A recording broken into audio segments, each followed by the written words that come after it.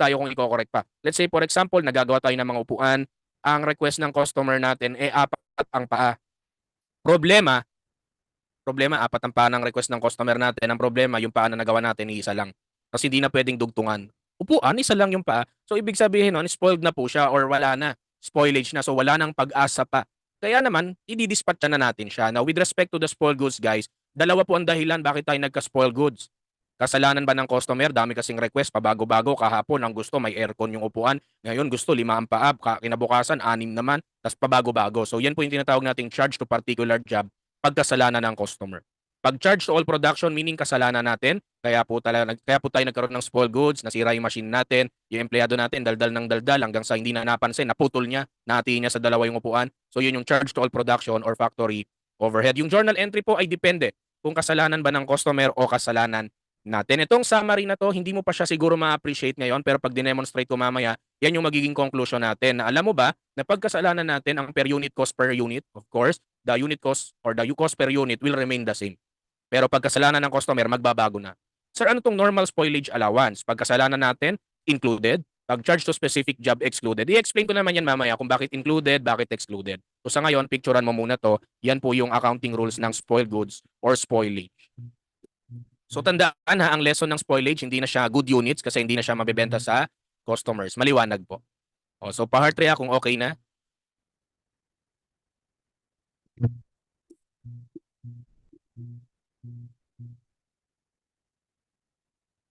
Okay. So let's try to discuss the problem number 14 para ma-explain ko sa iyo yung concept ng spoilage. Let's read this problem ha. So si Harper Company daw po ay nag-manufacture. Ganito kwento para masubaybayan ha. Panoorin muna. So nag-manufacture daw si Harper ng 2,200 units. Tapos ito daw po yung na-incur niya during August. Direct materials per unit, 20 peso.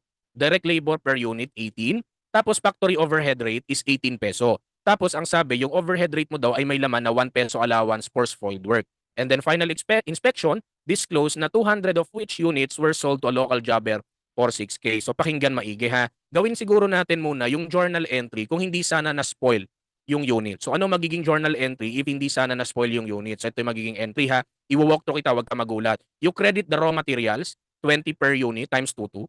So that's 44,000. Nasusundan pa. You credit accrued payroll for 18 times 22 para 39,600. And you credit for the applied overhead. Ito na po. Pagkasalanan po natin or charge to all production, ang assumption is anticipated pala natin na normal sa operasyon natin na may units na nasuspoil. With that being said, kaya po pag nagko-compute ng predetermined overhead rate, kung sakaling naglalagay tayo ng allowance for spoiled work, isasama po natin yon sa loob. So pagkasalanan natin included any allowance for spoilage. Why again kasama sa computation ng overhead rate, ang allowance for spoiled work, ibig sabihin pala nun, expected mo na normal sa operation natin na magkaroon ng spoiled goods. Maliwanag. Kaya pagkasalanan natin, any overhead rate na may lamang allowance for spoiled works, kasama pagkasalanan natin. So, lumalabas ang debit WIP mo is 123,200. Had there been no spoiled units, can you divide 123,200 by 22? Yan ang per unit cost. Had there been no spoilage, 56 peso. Pero anong nangyari? We're able to find out na 200 spoiled ang units. 200 units ang spoiled at nabenta to a local jobber for 6K. Tignan mo magiging entry pagkasalanan natin. You debit the cash for the sales value, that's SB, sales value 6K. Then you credit the WIP for the full cost. Ibig sabihin, magkano ba yung 200 units? Di ba 56 per unit? So 56 times 200, 11,200. So lumalabas, may balancing figure po dyan palagi. At ang balancing figure mo, debit overhead, 5,200. Nakukuha po. So pagkasalanan natin, ang i-credit mo sa WIP or ibabawas mo sa WIP yung buong cost ng 200 units at 56 per unit. So 11 to ang selling price mo 6K. So ang overhead control mo or factory overhead balancing figure yan palagi. 5.2. Can you check? Okay naman. Now, perhaps this is your question. Kanina sir natutunan namin na nilalagay sa debit ng overhead yung actual. Tama ba? Actual overhead which is being compared against the applied. So with this scenario sir na naglagay ka po ng balancing figure na overhead sa debit, hindi ba't parang unfair para kay applied overhead? Kasi lumalabas na dadagdagan yung debit ng overhead. Pero hindi naman yan actual overhead, di ba sir? Balancing figure lang. Hindi ba parang lugi kung magko-compare si applied overhead ng credit natin versus dito sa debit overhead na may lamang 5.2? Yun yung maaaring concern mo. Parang kumbaga hindi na fair and reasonable yung pag-compare ng under or over applied overhead gawa ng may nilagay kang 5.2 na wala namang kinalaman sa actual overhead. Kumbaga balancing figure. Alam mo Anong solusyon diyan? Walang problema. Kasi bagamat naglagay ka po ng 5.2 na actual overhead as debit, yun po yung reason bakit included sa overhead rate mo yung allowance for spoiled work. May nag-aabang na sa credit side ng overhead mo na masasalubong nung debit na 5.2. So para patas pa rin yung laban. Nakukuha po. Yun yung reason or rationale behind bakit any allowance for spoiled work kasama pagkasalanan natin. Kasi magbabalancing figure ka ng 5.2 sa overhead sa debit, unfair naman yun. Kumbaga lamang yung kaliwa ng bangka mo, lulubog agad sa kaliwa. Buti na lang may nag-aabang sa kanan na 1 peso per spoiled work. Nakuha na. Yun yung rationale behind bakit kasalanan natin may balancing figure na 5.2. Ibig sabihin kasi nun, kaya rin yung dahilan bakit yung allowance for spoiled work included kasi may nag-aabang sa debit na 5.2 para patas pa rin pag nag-compute ka ng over or under applied overhead. Do you get that? Now, I need your help. Magkano ultimately ang papasok sa finished goods? 'Di ba ideally 123,200 sana but because dahil nawala na yung 200 units na ang total cost ay 11,200, tama ba ako ang madedebit na lang sa finished goods? Credit with is 112,000. Tama ba? Tama no, 123,200 minus 11,200. Tama. Can you compute please the per unit cost after the spoilage was accounted for? Yes sir, alam ko naman pong 112,000 po yung numerator sir. Ang hindi ko lang po sure, anong denominator ko? 22 ba o 2,000? Or 200?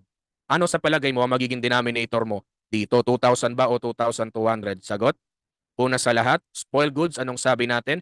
They are no longer saleable to your customer, correct? And at the same time, hindi na po siya matuturing na good units. And also, last but not the least, hindi ba't binenta mo na yan sa taga-junk shop? So, ibig sabihin, pagdating sa spoiled units, ang per unit cost mo, ang denominator mo, bawas na dapat any spoiled units. Nakukuha. So, 112 divided by 2,000, your per unit cost will be at 56 peso. So, number 1 of problem 14, Charlie, nasusundan po. So, yan ang pakatandaan po sa spoiled goods na ang ating per unit cost ay maapektuhan ng spoiled goods dahil magbabago yung denominator natin. Nakukuha. Ano na notice po ninyo? Sir, nagkataon lang ba yan na yung per unit cost po prior to the spoiled or spoilage na 56, pareho sa per unit cost after the spoilage was accounted for? Guys, always po yan magpapareho. Of course, wala tayong karapatan isisi sa customer yung spoiled units. Hindi mo pwedeng galawin ng per unit cost dahil tayo naman ang may kasalanan kaya tayo nagka-spoiled goods. Nakukuha. Kaya dapat kung magkano per unit cost, dapat manatili pa rin siya. Dahil hindi mo po pwedeng isisi sa customer, yan kasalanan nga natin eh. And last but not the least, mathematically, check mo yung per unit cost initially is 123,200 over 22.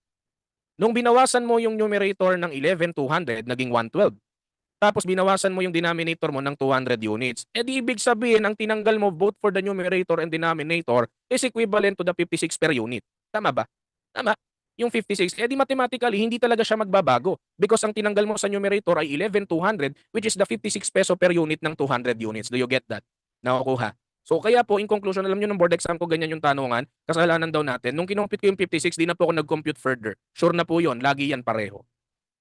Nasusundan. Now, bago ka mag-picture, try naman natin paano pagkasalanan ng customer. So ang gawin ko sa kanan, gawin ko rin yung same journal entry na nasa kaliwa. Sir, bakit magkaiba? So pakita ko sa materials and labor, pareho. Whereas pag overhead, anong na-observe? Kanina, pagkasalanan natin, included ang allowance. Ngayon, pagkasalanan ng customer, excluded. Why? Because hindi pala normal sa operation natin na may nai-spoil. So hindi mo pwedeng i-anticipate yan. So yan ang pakatandaan. Pagka specific job, hindi natin po pwedeng lagyan ng allowance for spoiled work. So lumalabas ang per unit cost po ay 55 peso had there been no spoilage. 121 over 22. Nasusundan po. Now, magkano yung spoiled goods natin na benta? 6K. Now, i-relate ko sa nasa kaliwa. Kung kanina ganyan ang journal entry sa kaliwa, alam mo pagkasalanan ng customer? Ito ang entry. Yung debit cash at sales value, credit WIP at 6K. So in other words po, pagkasalanan natin, ang nakikredit sa WIP yung full cost. Pero pagkasalanan ng customer, kung magkano yung sales value, yun lang po ang nakikredit. Nakikita mo na, sir, bakit walang balancing figure na overhead pagkasalanan ng customer? Kasi hindi po pwede. Kasi nga yung applied overhead mo, in-exclude mo yung allowance. Nakukuha. Unfair naman yon kung lalagyan mo pa ng debit overhead doon. Doon unfair para kay applied pag nagko-compare ng over or under applied overhead. Kung may balancing figure kang overhead dito, tapos yung applied overhead mo, 17 peso per unit lang. Nakukuha. Nakukuha. So therefore, magkanong papasok sa finished goods? From 121, nabawasan ng 6K. So tama ba, debit finished goods, 115. Credit WIP. So anong per unit cost after the spoilage was accounted for? 115, of course. Ang denominator mo still 2,000. Hindi nakasama sa good units ang 200. So 57 peso and 50 centavo. Number 2, Charlie. Anong na-observe? Yung per unit cost mo initially was 55 but eventually naging magkano? 57.5. Dapat lang tumaas yan. Bakit? Kasalanan ng customer. Dami niya sigurong request. Kaya na-spoil yung produkto natin. So to summarize lang yung pinakita ko kanina, ayan ho yun. Pag charge to all production remains the same, ang per unit cost. Pero pagkasalanan ng customer nagbabago. Then the normal allowance included. Pagkasalanan natin kasi anticipated pala natin yon. Pagkasalanan ng customer excluded. Nakuha na. Oh, that's it for spoiled goods and that's it also for problem number 14. And then problem 15, sa'yo naman yan. Paano naman mag-compute dyan ng overhead na may allowance? Yun naman yung para sa'yo. And then last na tayo, defective goods naman.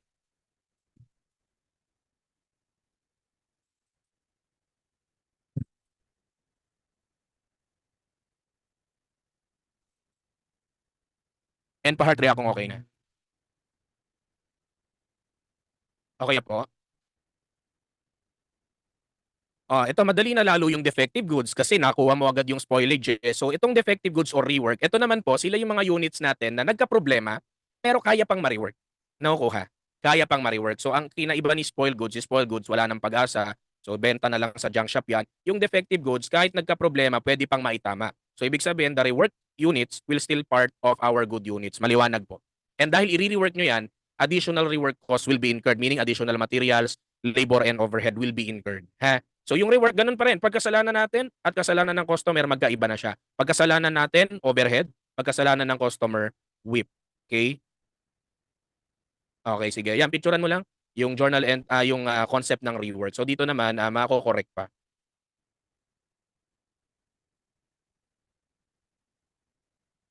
Okay pa tayo? Okay. Napicturean na po. Okay na ha? O game. Kapag kasalanan ng customer sa WIP ang debit ng additional cost, kumbaga extra cost, pagkasalanan natin overhead. At kamukha rin po ng rules ng spoilage kanina, consistent. Ang per unit cost pagkasalanan natin remains the same. Pagkasalanan ng customer magbabago. Ito, kung kanina allowance for spoilage, ngayon allowance for defect, pagkasalanan natin included. Pagkasalanan ng customer excluded. Same rationale po. Pag included, ibig sabihin anticipated natin na may ganun talagang mga spoiled tayo or defective goods. So pwede mo nang picturean and pa-heart react kung okay na. Then apply natin using our last problem for job order costing. Sir PSS po previous slide. Okay. Yan. So it's all about kasalanan ba natin or kasalanan ng customer. Ganun lang siya. Madaling-madali sa ito. So last problem tayo for job order costing and then we are now going to the process costing. Okay na ha? So ito picture din. So babalikan natin yung summary na yan and let's apply it by answering problem number 16. Last problem for job order costing. Babalikan natin yan na. O game, ito. Lore V, company incurred the following cost for job 109 for the manufacture of 200 motors. So 660 ang materials, the labor is 800, then applied overhead is 12. Can you confirm, tama nga ba? Yung 12 ay na-compute daw ay 150% ng labor. So ibig sabihin 800 times 150%, tama 12. Okay. Then may na-rework daw na 10 motor na may materials and labor na 100 and 160. Guys, una po sa lahat, wag na kayong mag-multiply ng 200 times 660 times 880 and times 12, guys. Because ang binanggit ng problem 16, they are the following cost. Hindi naman kagaya kanina na per unit. Ang laki niyan, 'di ba? Pero ito kasi ang sabi, ito na yung total cost. So nilatag ko na ng sabay yung entry. Pagkasalanan natin nasa kaliwa, pagkasalanan ng customer nasa kanan. Sir, ba't pareho? Nagkataon lang po yan na pareho, guys, ha? Kasi hindi binanggit sa atin ng problem kung magkano sa predetermined overhead rate natin yung allowance for rework. Nasusundan po. Nasusundan ba? Oy, hindi kasi binanggit. Pero kung sakaling merong allowance for rework, pagkasalanan natin, which is nasa kaliwa, kasama sa loob. Pagkasalanan ng customer, excluded. Tama ba? Okay? Yan na, tandaan na. Now, ito na ang kwento. May nasira raw tayong 10 motor, kaya ni-rework natin. At magkanong nagastos for the 10 motors? 100 and 160. Pero bago yan, compute muna natin. Magkano ang per unit cost had there been no rework or defective goods? So, 2660 divided by 200 motors, no? 200 motors. Tama, 13 peso and 30 centavo. Nagkataon lang yan na pareho for both sides kasi wala ngang allowance for rework na given sa problem. Pero kung meron, included pagkasalanan natin, excluded pagkasalanan ng customer. Okay pa tayo. Now, eto, may nagastos daw tayong materials and labor. Sir, walang binanggit na overhead. Ibig sabihin ba nun wala talagang overhead? Guys, saan mo pagtatrabawin ng mga laborers mo sa sementeryo, sa kalsada? Syempre sa factory pa rin na kung saan magi-incur tayo ng renta, kuryente, tubig. So matic po dapat laging may kasamang overhead, ha? Tsaka paano nila ni-rework yung motor? Nginat-ngat ba nila? Siyempre kailangan nila ng machinery para magawa yun. Ang lupit naman nun, daliri lang at ngipin ang ginamit na rework na yung motor. Motor yan, guys. 'Di ba? So matic po yan, logic niyan, may overhead palagi. Sir, magkano yung overhead? Dapat consistent. Kung last time 150% ng DL, o ngayon tulungan mo ako, magkano ang 150% ng 160? Tama ba 240? Can you confirm tama 240? Okay. Can you total 100 na materials, 160 na labor, and overhead na 80? Tama ba? 340. Ito na po yung pinagkaiba ng kasalanan natin versus kasalanan ng customer. Pareho yung credit, 100, 160, 240 pala. 240, no? Yung overhead, 150% kasi. Parehong 500. Nagkataon kasi wala namang allowance for rework. Ano pinagkaiba?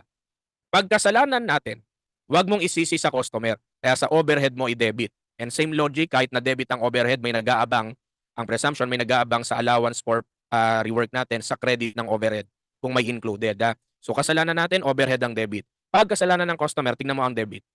Dahil kasalanan mo yan, customer, i-charge namin yan sa job mo. So debit WIP. Yun lang ang pinagkaiba ng kasalanan natin versus kasalanan ng customer. Pag kasalanan natin, saan ang debit? Sa WIP.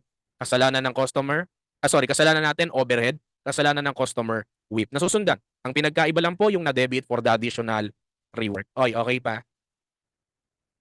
Okay pa. So, ibig sabihin, magkano matatransfer to finished goods? Sa kasalanan natin, 2,660 pa rin. Di naman nadagdagan yan. Pero pag kasalanan ng customer, tama ba yung 500, dinagdag mo sa WIP? Kaya 3,160. Nakukuha. So, nakukuha yun, ha? So, logically, tama nga naman. Kasalanan ng customer, dapat sa kanya isisi yan. So, ikaw mag-shoulder niyan. Pero kung kasalanan natin, wag mong isisi sa customer, wag mong singilin sa kanya. Nasusundan po. O, ito na, I need your help. Alam ko na alam mo na after the rework happened, kukompute tayo ng per unit cost. Alam mo na rin na ang numerator mo para sa kaliwa ay 2,660 and para sa kanan ay 3,160. I think my question right now is, anong denominator? Is it 190 dahil aalisin yung 10 or 200? Do you agree? You're correct. Your denominator will what? Remain as 200. Diyos ko, kaya mo nga ni-rework eh. Ibig sabihin, para maging good item pa yan, ba't mo ni-rework kung i-dispatchain mo na rin? So, anong lesson? Ang kinaiba ng spoilage kanina, yung ating units na na-spoil, hindi na po kasama sa denominator. Pero pag ni-rework, kasama pa. Please, ha, huwag kalimutan yon. So, number 1 is delta, number 2 is alpha. And to revisit lang yung summary natin, ayun na nga. Pag ang per unit cost mananatiling pareho, pag kasalanan natin, obviously, bakit hindi nagbago ang per unit cost? Sa overhead mo dinebit yung 500 eh. Whereas sa kasalanan ng customer, saan mo dinebit yung 500? Sa WIP na kung saan makakaapekto nga naman ng per unit cost. And again, allowance for defect included pag charge to all, excluded pag kasalanan ng customer. And ladies and gentlemen, that's it for a par 15 job order costing. I hope naging okay tayo kahit papano. So now we go with our FR 16. O, picturean mo muna ito. That's a par 15 problem 16. So na-cover natin lahat ng dapat ma-cover. So I hope medyo naging okay siya. Pa-heart rate kung okay na po. And then buksan ko lang yung ating handout ng FR 16. Obviously, hindi natin matatapos yung FR 16. So next meeting yon. And then we have joint and byproduct as well on Thursday. Thursday tayo magkikita-kita based on the announcement. And then FR 18 po, i-cover din natin on Thursday. Ha? So later on sa joint and byproduct, malalaman ninyo kung bakit nga ba Badyang ang palayaw ni Sir Badyang. So sa joint and byproduct natin mapag-uusapan yon. Bakit nga ba Badyang? Diba? So dami-dami ng pangalan. Saan galing yung pangalan na yun? Malalaman mo pag nasa FR 17 na tayo. I-reveal natin ang mga katago-tagong sekreto ni Sir Badyang. Okay? So, pag nandun na tayo. Okay na to, hanap picture na. So, that ends up par 15. Congrats sa atin. We're down for the, ilan na lang? 16, 17, 18, 19, 20, 7 handouts, no? Maiksi naman na yun. Basta, 2 meetings na lang ang kailangan natin and we're done. Okay? Okay na po, ha? O, buksan ko na yung FR 16. Welcome to our next handout, process costing. Okay? I know isa ito sa mga topic na naiirita kayo. Kaya mag-alala, dadaan-daanin naman din natin to. And mag-share po ako agad direkta na, sa shortcut na tayo kaagad. There is a particular shortcut in this topic na masasagot mo agad ang mga pinahanap sa saglitang panahon lang. Hindi ka na mag-iisip. So, yun ang gagawin natin. So, let's overview first, process costing. Eto, bago yun, pakita ko ulit sa mga kaka-join lang. Ito po yung mangyayari sa atin on Thursday. And also on the September 16, our week 16. Actually, kung papansinin mo, parang on week 16, halos lahat ng subject tapos na. Yun na yung last session, yung week 16, finale session na. Exception is yung FARAP kasi obvious naman medyo marami yung coverage nyo doon. So parang aabot kayo ng isa pang week for week 17 yata. So ano sila dyan? Joint forces sila dyan. Sila Sir Badyang, Sir Gore, Sir Grace, hati-hati sila para makover nila lahat. So okay na tayo? Week 15 na Thursday. So mag-aapar po tayo doon. So ito yung topic outline natin for process costing na handout. Una sa lahat, syempre, formality, we will define first of course process costing, and then pangalawa, pag-uusapan natin yung two process costing related reports, no, na tinatawag na production and cost of production report. Pangatlo, ano yung magkaibang treatment ng beginning inventory? Yan yung pag-uusapan natin.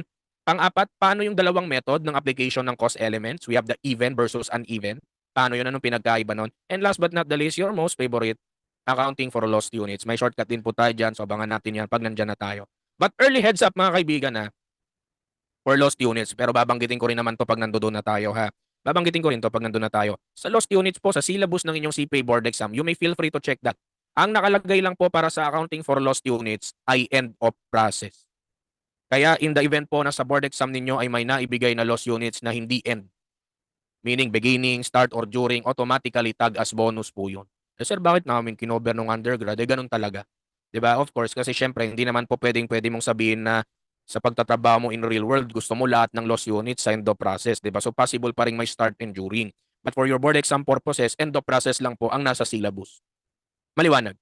It's been like several years na nung huling natanong ang lost units. Yan ang lagi ko sinasabi every batch. Parang 20 or 10 years ago pa nang huling natanong siya. And even in the last batch, binanggit ko yon. Sabi ko, hindi na natatanong ang lost units. The problem is, nabati. Hindi ako nakapag-knock on wood nung binanggit ko yun sa kanila. Nagtanong ng lost units. Anyway, units lang naman. Tas end of process. Isang item. So, let's claim. Okay, knock on wood. Okay, yun lang. Yan po yung outline natin. Ewan ko kung pipicturan mo pa ba yan. So, dyan tayo magtatagal sa lost units. Pero, sir, dahil ba end of process lang yung nasa syllabus, hindi na natin i-discuss yung start, during. Di-discuss pa rin natin para may idea ka. Ha? Okay na po.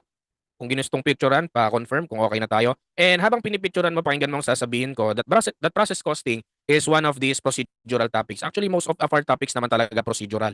Pero itong process costing, mas procedural pa siya sa hedging. No, kung yung hedging medyo procedural na, this is more procedural in nature. So demonstration of process yung ipapakita ko sa inyo rito. But of course, gagamitan ko na ng shortcut para din medyo mas mabilis para sa iyo. So can we now go with the definition of process costing? So sa process costing po, kung kanina sa job order ang gumagamit, mga heterogeneous products ang pinoproduce, dito homogeneous. Lakas talaga maka-science ng salitang hetero tsaka homogeneous. Ang lakas mga Charles Darwin level, no? So, dahil po siya, homogeneous products, ibig sabihin pare-pareho ang itsura. Halimbawa, buhangin. Ay, naka naman mag-job order ka pa sa buhangin. O ito, order ni Manny Villar, 1,000 sako ng buhangin. O iba yan, i-customize nyo yan, dapat kulay pink. Mga ganon. Walang ganong scenario for process costing, especially dahil pare-pareho ang itsura ng produkto. Pwede mo yung sabay-sabay. Sabay-sabay i-produce. Nakukuha. At dahil mass production po ang nangyayari, unlike the job order na paisa-isa per order ang ginagawa mo, dito sabay-sabay talaga. Kahit si Tony Gonzaga maluluma sa pagkasabay-sabay niyan, dahil po sabay-sabay sila, yung materials, labor, and overhead po na nilalagay ninyo sa bawat products, pare-pareho, equal. Nakukuha po. Okay? Nakukuha. Pare-pareho po pag process costing. Maliwanag? And ito po, nilagay ko lang yung nasa handout mo, mga example ng industries who are using process costing. Parang meron daw kasing one board exam tinanong yan eh. The following companies are using process costing except. So kung medyo familiar ka sa tatlo, alam mo sinong hindi. Eh, common naman yung nila eh. Pagkakapareho eh. Homogeneous. Hindi distinct. Tingnan mo, peanut butter. Malalaman mo ba ang peanut butter na order ni customer A at customer B? Di ba? Flour, sugar. Himayin mo pa ba kung anong sugar ang para kay ganito? Di ba? Tubes, glass, linoleum, nylon, paint. Pati pa naman pintura, i-job order mo pa. Pare-pareho naman yan. Nakukuha po. Ay, nakukuha yun na. So, ibig sabihin dito, yung materials, labor, and overhead ay inire-record din nila per cost center. Ang kinaiba lang sa process costing, per department. Sir, ano ibig sabihin ng per department? Listen carefully. Alam natin na pag nagmamanufacture tayo, sa WIP na pupunta, right? Sa WIP. Sa process costing, under the WIP, there are several departments. Let's say, for example, Department 1 will be responsible for the raw materials. Department 2 for the labor. Department 3 for the overhead, which is usual naman sa isang malaking kumpanya. Alam nga namang isang department lang lahat yon, di ba? So, anong point ko po? Makinig maigi ha. Kapag natapos mo ng lagyan ng materials, lahat ng unit sa Department 1, hindi po ibig sabihin nun na ang susunod sa buhay niya ay finished goods na agad. Yun lang gusto ko i-point. Kasi tatalon pa siya papunta sa Department 2 na kung saan may direct labor, na kung saan siya ay belong pa rin sa WIP. Okay, nakukuha yun. And then after ng labor, after the Department 2, lahat ng matatapos sa Department 2, ang next na punta niyan, Department 3 na. Which is falling pa rin within the WIP account. Nakukuha. Ay, nakukuha. So, ibig sabihin, hindi pa yung finished goods kung yung department na sinosolve mo ay hindi yung final department within the WIP. Nakukuha. Eh, sir, paano pag na? last department na si Department 3. Anong susunod doon? So ang assumption natin, kung ang sinosolve mo ay Department 3 of 3 na, pangatlo na, ang susunod sa buhay ng mga natapos doon, eh syempre, saan pa pupunta yon? Sa finished goods na po. Hindi na another whip. Since siya pala yung finale na department. Ha? So yun lang yung gusto kong i-point out sa inyo na pwede siyang matapos pero sa ibang department lang ng whip pa lang punta. Kung saan, meron pang gagawin para sa kanya. I hope clear yun ha. So dyan po natin malalaman kung magkano ang total cost after natin makompute yung nagasto sa Department 1, Department 2, and Department 3 or kung ilang departments man meron within the WIP. Yun yung total cost, then divided by the number of units produced, may per unit cost ka na magiging basis ng iyong selling price. Oh, pwede mo nang picturean if you want, that's process costing. Overview. And pahartly kung okay na do, ito po ay nasa handout mo rin mismo on page 1.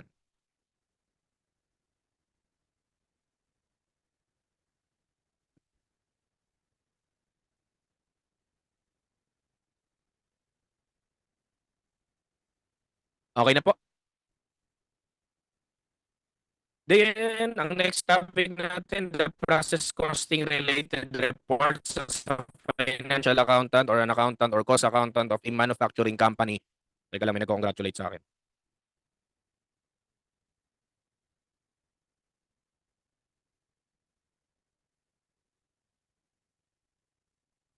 Di pa ako si Carlos Yulo para i-congratulate ha. Okay na. Nagpula, nakita ko rin. Nagpula yung signal ko. May monitor kasi ako rito kung nagpupula o green. So pag nagpupula, umihinto ako saglit. Tapos pag nag-green, tuloy ulit. Umuulan pala. No? Sana okay pa kayo ha kung nasaan kayo ha. Sana yung mga gamit ninyo okay pa. Now, again, ito naman yung susunod na pag-uusapan natin, the process costing related reports. Ano naman to? As a cost accountant, yun yung mini-mention ko, you are responsible in preparing these reports to your management. Kailangan mo ipakita kung especially cost accountant ka, sa minanufacture nyo during the period, ilan ang natapos or napunta sa finished goods. And syempre, kung na-compute mo ilan ang natapos na units, dapat alam mo rin ilan ang hindi pa tapos. Yun yung pinagagawa sa'yo ng production report na tinatawag. So kung hindi mo na-appreciate anong itsura ng production report, ito po yun. Pinapakita dito sa production report yung number of units na sinimulan during the period. Okay? Pinapakita ng production report yung number of units na nasimulan during the period and of all of those, ilan napunta sa finished goods at ilan yung hindi pa natatapos. Nakukuha? Okay tayo. Okay? So yun yung goal mo as an accountant, mapakita sa management, boss, ito po natapos natin, ito po naiwan. Yun yung goal ng production report. And then, syempre dahil accountant ka, lalagyan mo ng peso value, yung mga natapos na nasa finished goods and yung mga hindi natapos na nasa WIP ending. At yun naman ay masaserve ng ating another report na ikaw rin ang gagawa, the cost of production report. So sa cost of production report, pinapakita natin bottom line, ang pinapakita lang natin dito, sa lahat ng units na natapos sa finished goods, magkano sila? Sa naiwan sa WIP ending, magkano sila? At in case sa board exam, tanungin ka, sino ang source ng journal entry? It's the cost of production report kasi siya po yung may peso value. Maliwanag? So yan yung gagawin mo later on. For problem number 1, nakapokus siya sa production report. Problem number 2, sa cost of production. Then problem 3, 4, and 5, lost units. Okay? So, okay ka na, pwede mo na tong picturean. Yan lang po yung dalawang related reports na kailangan mo matutunan. Again, the production report is all about ilang units ang na-finish mo at ilan ang hindi natapos or nasa WIP ending. Sa cost of production report, magkano yung finished goods na natapos. Tapos sa WIP ending, magkano sila. Yun yung target. Okay tayo? Okay na, na-picture na. Part react po kung okay na. Teka, mag-off akong camera for a while. Baka masama naman sa screenshot. Ayan, sige. Kung okay na, heart react. And then ang sunod naman natin pag-usapan, yung treatment ng beginning inventory.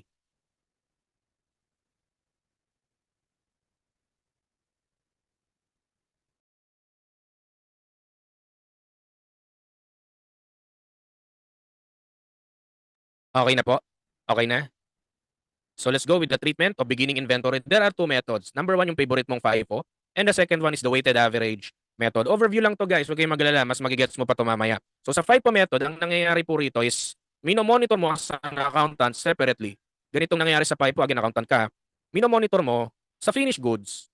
Kailangan mo i-present, pag FIFO kailangan mo pa i-present sa management na sa finished goods, ilan dyan yung galing sa WIP beginning last year. O I mean yung WIP beginning ngayong period na hindi natapos last time. At ilan dyan yung galing sa kasisimula lang ngayon at awa ng Diyos natapos din at the same time. So you maintain separately yung beginning inventory ng WIP versus yung kasisimula lang ngayon. You monitor that in FIFO. Kasi ang presumption po rito, kaya nga siya FIFO, is ibig sabihin, ang una mong tinapos muna, alamang, yung WIP beginning muna. Tapos saka ka nag-proceed doon sa kasisimula lang na units ngayong period at natapos din. In case sa board exam, tanungin ka, ano yung method na nagre-represent ng physical flow of units, that's FIFO. Maliwanag. Yung pangalawang method naman, the weighted average method, dito naman po, wala kang pakialam. Basta finish lahat ng units na yan. You don't care anymore sa weighted average kung sino dyan yung galing sa beginning WIP na natapos ngayon? At sino dyan yung kasisimula lang at natapos din? You don't care. Basta ang alam mo, tapos yan lahat. Yan yung pinagkaiba ng FIFO versus weighted average method. Sa FIFO, inaalam mo pa sinong galing sa beginning inventory ng WIP at sino yung kasisimula lang na natapos. Sa weighted average, walang differentiation. Basta tapos, yun ang importante sa'yo. Yun ang ginagawa mo pag weighted average method. Overview lang to, nothing to worry about. Pwede mo nang picturean if you want. So next meeting sa Thursday, tapos lahat ng cost accounting topics and possibly baka makapag-NPO tayo pero kung walang time, okay lang. Pang session finale talaga yung FR 19. That's 2 hours. FR 20 is 1 hour, government accounting. FR 21 is 30 minutes and FR 22 is 15 minutes, no? So saglit na lang siya talaga. Mukha lang marami yung handouts pero puro mga maiksi na kasi. Okay tayo? Okay? O last portion bago tayo mag-discuss ng mga problems. Ito pala, sorry. Ang pinagkaiba ng ng equivalent unit of production, yun yung tawag mo sa number of units na na-produce ng weighted average at FIFO, yung treatment sa beginning inventory kasi sa weighted average wala kang ampake. Sa FIFO medyo may paki ka kung sino yung unang tinapos at saan galing. O yan, picturean mo ulit. And pa-heart rate kung okay na. And then last portion, yung application ng cost.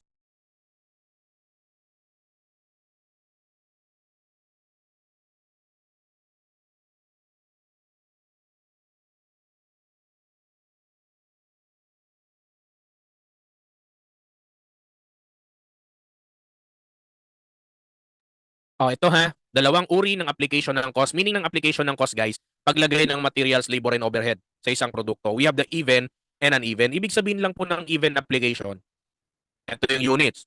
Lagyan ng materials, lagyan ng labor, lagyan ng overhead. Sabay-sabay. Equal amount. Sabay-sabay. Yung uneven, ito yung nasosolve mo dati na hindi ka nababother. Bakit, sir? Ito yung example, yung materials sa dulo nilalagay. Eh kung sa dulo pala nilalagay ang materials, so, yung mga laborers ko. Nagigets ninyo? 'Di ba ang illogical, ang rational, yung okay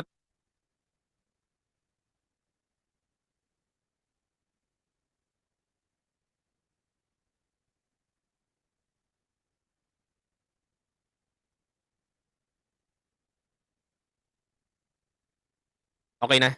Okay na. Ulit, yung even application, sabay nilalagay ang materials, labor, and overhead as in sabay talaga. Teka, may okay na. So yan na, sabay na nilalagay ang labor, materials, and overhead pag even application. Yung uneven application, ito po yung sinasabi ko na hindi ka man lang ba na-bother? Sir, anong hindi man lang na-bother? Na hindi sabay yung materials, labor, and overhead. For example, ng sinosolve mo, materials are added at the end. Kung sa dulo pala nilalagay ang materials, anong pinupukpok nyo mga laborers ko during production? 'Di ba? Imagine, nagigets niyo na ngayon, 'di ba? Ang illogical, ang irrational nung ganong setup na yung materials sa dulo nilalagay. Eh kung gano'n, anong pinoproduce nyo for the whole month? Sa dulo pa pala ilalagay eh. Nagigets ninyo? Pero kung yung material sa simula, tapos yung conversion ko saka pa lang lalagyan, it's okay, medyo tama, no? Na binuhos mo na lahat ng material sa start and then saka nag-convert. That's the sound example. Pero yung material sa dulo, tapos tuloy-tuloy nang nangyayari yung conversion cost, the labor and overhead. So, kung gano'n, sa dulo pa yung materials, anong pinopokpok nyo? Nagigets niyo yung point. But anyway, sa board exam, kung sakaling bigyan ka naman ng materials and the process, isin mo na kahit nakakainis, 'di ba? Pero yon nga, ang pinagkaiba ng even tsaka uneven. Sa even, sabay ang materials, labor, and overhead. Pag uneven, hindi sabay. Pag silent, assume even. Pag silent, ibig sabihin, sabay na agad ang materials, labor, and overhead. Pero pagka may sinabi yung problem na uneven, edi mag-uneven ka. Or, hindi man diretsong sinabi, binanggit sa'yo na, materials nilalagay sa start, then conversion cost sa ganitong percentage, or materials sa dulo. In other words, merong nahiwalay ng biyahe, uneven na agad ang tawag doon. Nakukuha. Okay tayo? O yan lang, dyan lang muna tayo. Then let's have the problem solving. Problem number 1. Production report muna tayo. And let's see kung makakarating tayo sa cost of production report. Okay na tayo? Heart react po kung okay na. Gusto na siguro ako ipag-log out ng internet ko. Pahinga na raw. Okay? Okay na tayo? So magkikita-kita tayo Thursday ulit ha. So Thursday ulit. Mag-umayan tayong lahat. Okay? Pero tapos week 16, FR finale Monday. Then you're good to go. Malaya na at maluwag na ang mga araw mo. Okay? Let's go with problem number 1. Para ma-appreciate mo rin, turo ko agad yung shortcut. Sir, paano pag piecemeal yung pagdagdag ng materials and conversion cost? We will be having a problem for that. So, let's cross it pag nandun tayo para maalala ko yung tanong mo, then ipapaalala kong ito yon. Ha? O, game. Let's read muna. So, ito po yung department natin of our company. Opening inventory meaning WIP beginning. Ha? 4,000 units. Ibig sabihin yan po yung ating beginning inventory na of course galing sa last period na WIP ending, 'di ba? Malamang tapos the current year or current month, siya yung WIP beginning. Obvious, alam ko, gets niyo ako. And then nagsimula siya ngayon, nag-manufacture na naman ng additional 13K. And then out of which 9,000 daw yung natapos or na-transfer na units, and then ang inventory closing, pinaghiwalay lang pero ang total 8K, tama ba? Dalawang 4K. Ang tanong, ilan daw yung units na na-produce? Yan yung ibig sabihin ng equivalent unit of production for FIFO and average method. Ito po yung shortcut technique, panoorin maigi muna. Ang kagandahan ng shortcut technique na 'to, hindi niyo na po kailangan mag-label, sanay naman kayo ro'n. Hindi niyo rin kailangan ng title, header, footer, whatsoever, 'di ba? Kasi yung normal na sino-solve niyo naglalagay pa kayo ng mga title. So, sa board exam medyo kukulangin ka sa oras pagka gumawa ka pa nun. Simple lang po, gumawa ka ng maiwagang T account. At yung T account po na ito, hindi ko na nilabelan pero T account po yan ng WIP. So, sanay ka naman, alam mo yan. So, WIP yan. So, ilagay ko sa debit side yung beginning na 4K. Okay pa ha? So, this is the procedure para mabilis ka. 4K. And then, and then, may nasimulan ka during the period, tama ba? 13,000. So, yan yung debit WIP mo, credit materials, di ba? So, 13,000. Paki-total yung kaliwa, 4 plus 13, that's 17K. Alam mo may tawag dyan. Yan ang ibibigay mo sa exam pag ang tinanong sa'yo, the units to be accounted for. Ibig sabihin, as an accountant, you are responsible to account saan napunta yung 17,000 units na pinoproduce natin. Maliwanag. Ay, maliwanag yon. Now, ano ang naging conclusion? We're able to find out na yung 17,000 units, 17,000 units, 9K of which napunta sa finished goods. So yung first line na yan na 9K finished goods siya. And of course, para naman makita mong zero out yung balance ng T account, yung WIP ending lagay natin dito as 4 and 4K. So ibig sabihin po, sa madaling salita, yung 17,000 na units natin, 9K of which napunta sa finished goods, and then the remaining 8K na iwan sa WIP ending. But nothing to worry guys, may bukas pa naman. So baka yung 8K na yan, bukas matapos din. Can you total the 9 plus 4 plus 4? Will you still be getting 17K? Guys, dapat po laging equal yung dalawa na yan. Ha? Kasi hinahanap mo nasaan yung 17K? Sir, possible ba yan hindi maging equal? Opo, pag may nawalang units. At saka pa yun. Saka mo pa isipin pag may nawalang units. Wala pa tayo doon. Ha? Sir, kung ang tawag sa kaliwa na 17K ay units to be accounted for, anong tawag sa 17K sa kanan? Tapos na, na-account mo na. So yan naman ang ibibigay mo pag hinahanap ng problem, units accounted for. Nakikita yung pinagkaiba. May to be, tsaka yung isa wala. Nakukuha. So sa kaliwa, yun yung to be accounted for mo, and then sa kanan nalaman mo na ito yung bilang niya. 9K napunta sa finished goods, and then 4K and 4K sa WIP ending. So gawa tayo ng column ng FIFO. Ito po tingnan maigi. Under the FIFO, kailangan mo pang malaman. Ito talaga yun Itong kakaiba sa FIFO Under the FIFO, kailangan mo pang malaman. Sa 9K na finished goods, saan sila galing? Do you get the point? Saan galing? Sa 9K na yan, saan galing? Sir, yes, yun nga sabi ko, lagi siyang equal. Di pwedeng hindi unless may lost units, ha? Okay? Okay, game. Ang tanong ng FIFO lagi dyan, tatanungin ka ng management, naka-FIFO kayo. Accountant, sa 9K na finished goods, kaya mo ba i-explain sa amin saan galing yung 9K na yan? Madali mo may explain. Sir, FIFO tayo, first in, first out. So, ang presumption, ang unang tinapos mo, yung WIP beginning na 4,000. Nakukuha. Talaga ba? Oo, kasi FIFO. So, ang assumption, siya ang unang tinapos. Sir, kung ganon, saan galing yung iba? Yung other 5K? Galing yan sa 13K na sinimulan mo ngayon. Pero natapos mo din at the same time. Nakukuha. Para mag-gets, para yung upper 15 mo kanina. Sinimulan natin ngayon, natapos din. So, yun yung setup nung 5,000. Nakukuha. Okay, kuha. Pag tinotal ang 4 at 5, 9K nga naman. So, yung 5K of which galing sa 13K na sinimulan. Sir, question, 5K lang natapos sa 13,000 na simulan. Saan po napunta yung iba? Kalma ka lang, mahina ang kalaban. Ito po sila, si WIP ending, totaling 8K. Okay. So 5 out of 13 ang natapos, 8K hindi natapos. Nakukuha? Tinulak ko lang din yung WIP ending para aesthetic tignan, para pantay. Nasusundan na. So that's the concept of FIFO. Minomonitor mo sa finished goods, ilan ang natapos coming from the WIP beginning and coming from the started during the process. We are talking about units here guys, not amounts, not peso value. Ang hinahanap mo rito, the number of units. Wala pa tayo sa peso values. Nasusundan. Eto na. Anong sabi sa opening inventory? Ayan, nakabox na green. 3.8 complete. So, ibig sabihin yan, last year, or last period, 3.8 lang natapos sa kanya. Kaya hindi siya natag as finished goods. So, WIP ending kasi 3/8 lang yung natapos. So, mag-isip ka. Para siya officially natawag mong tapos na. Dahil sabi mo, kasama na siya sa 9K, hindi ba? para matapos siya.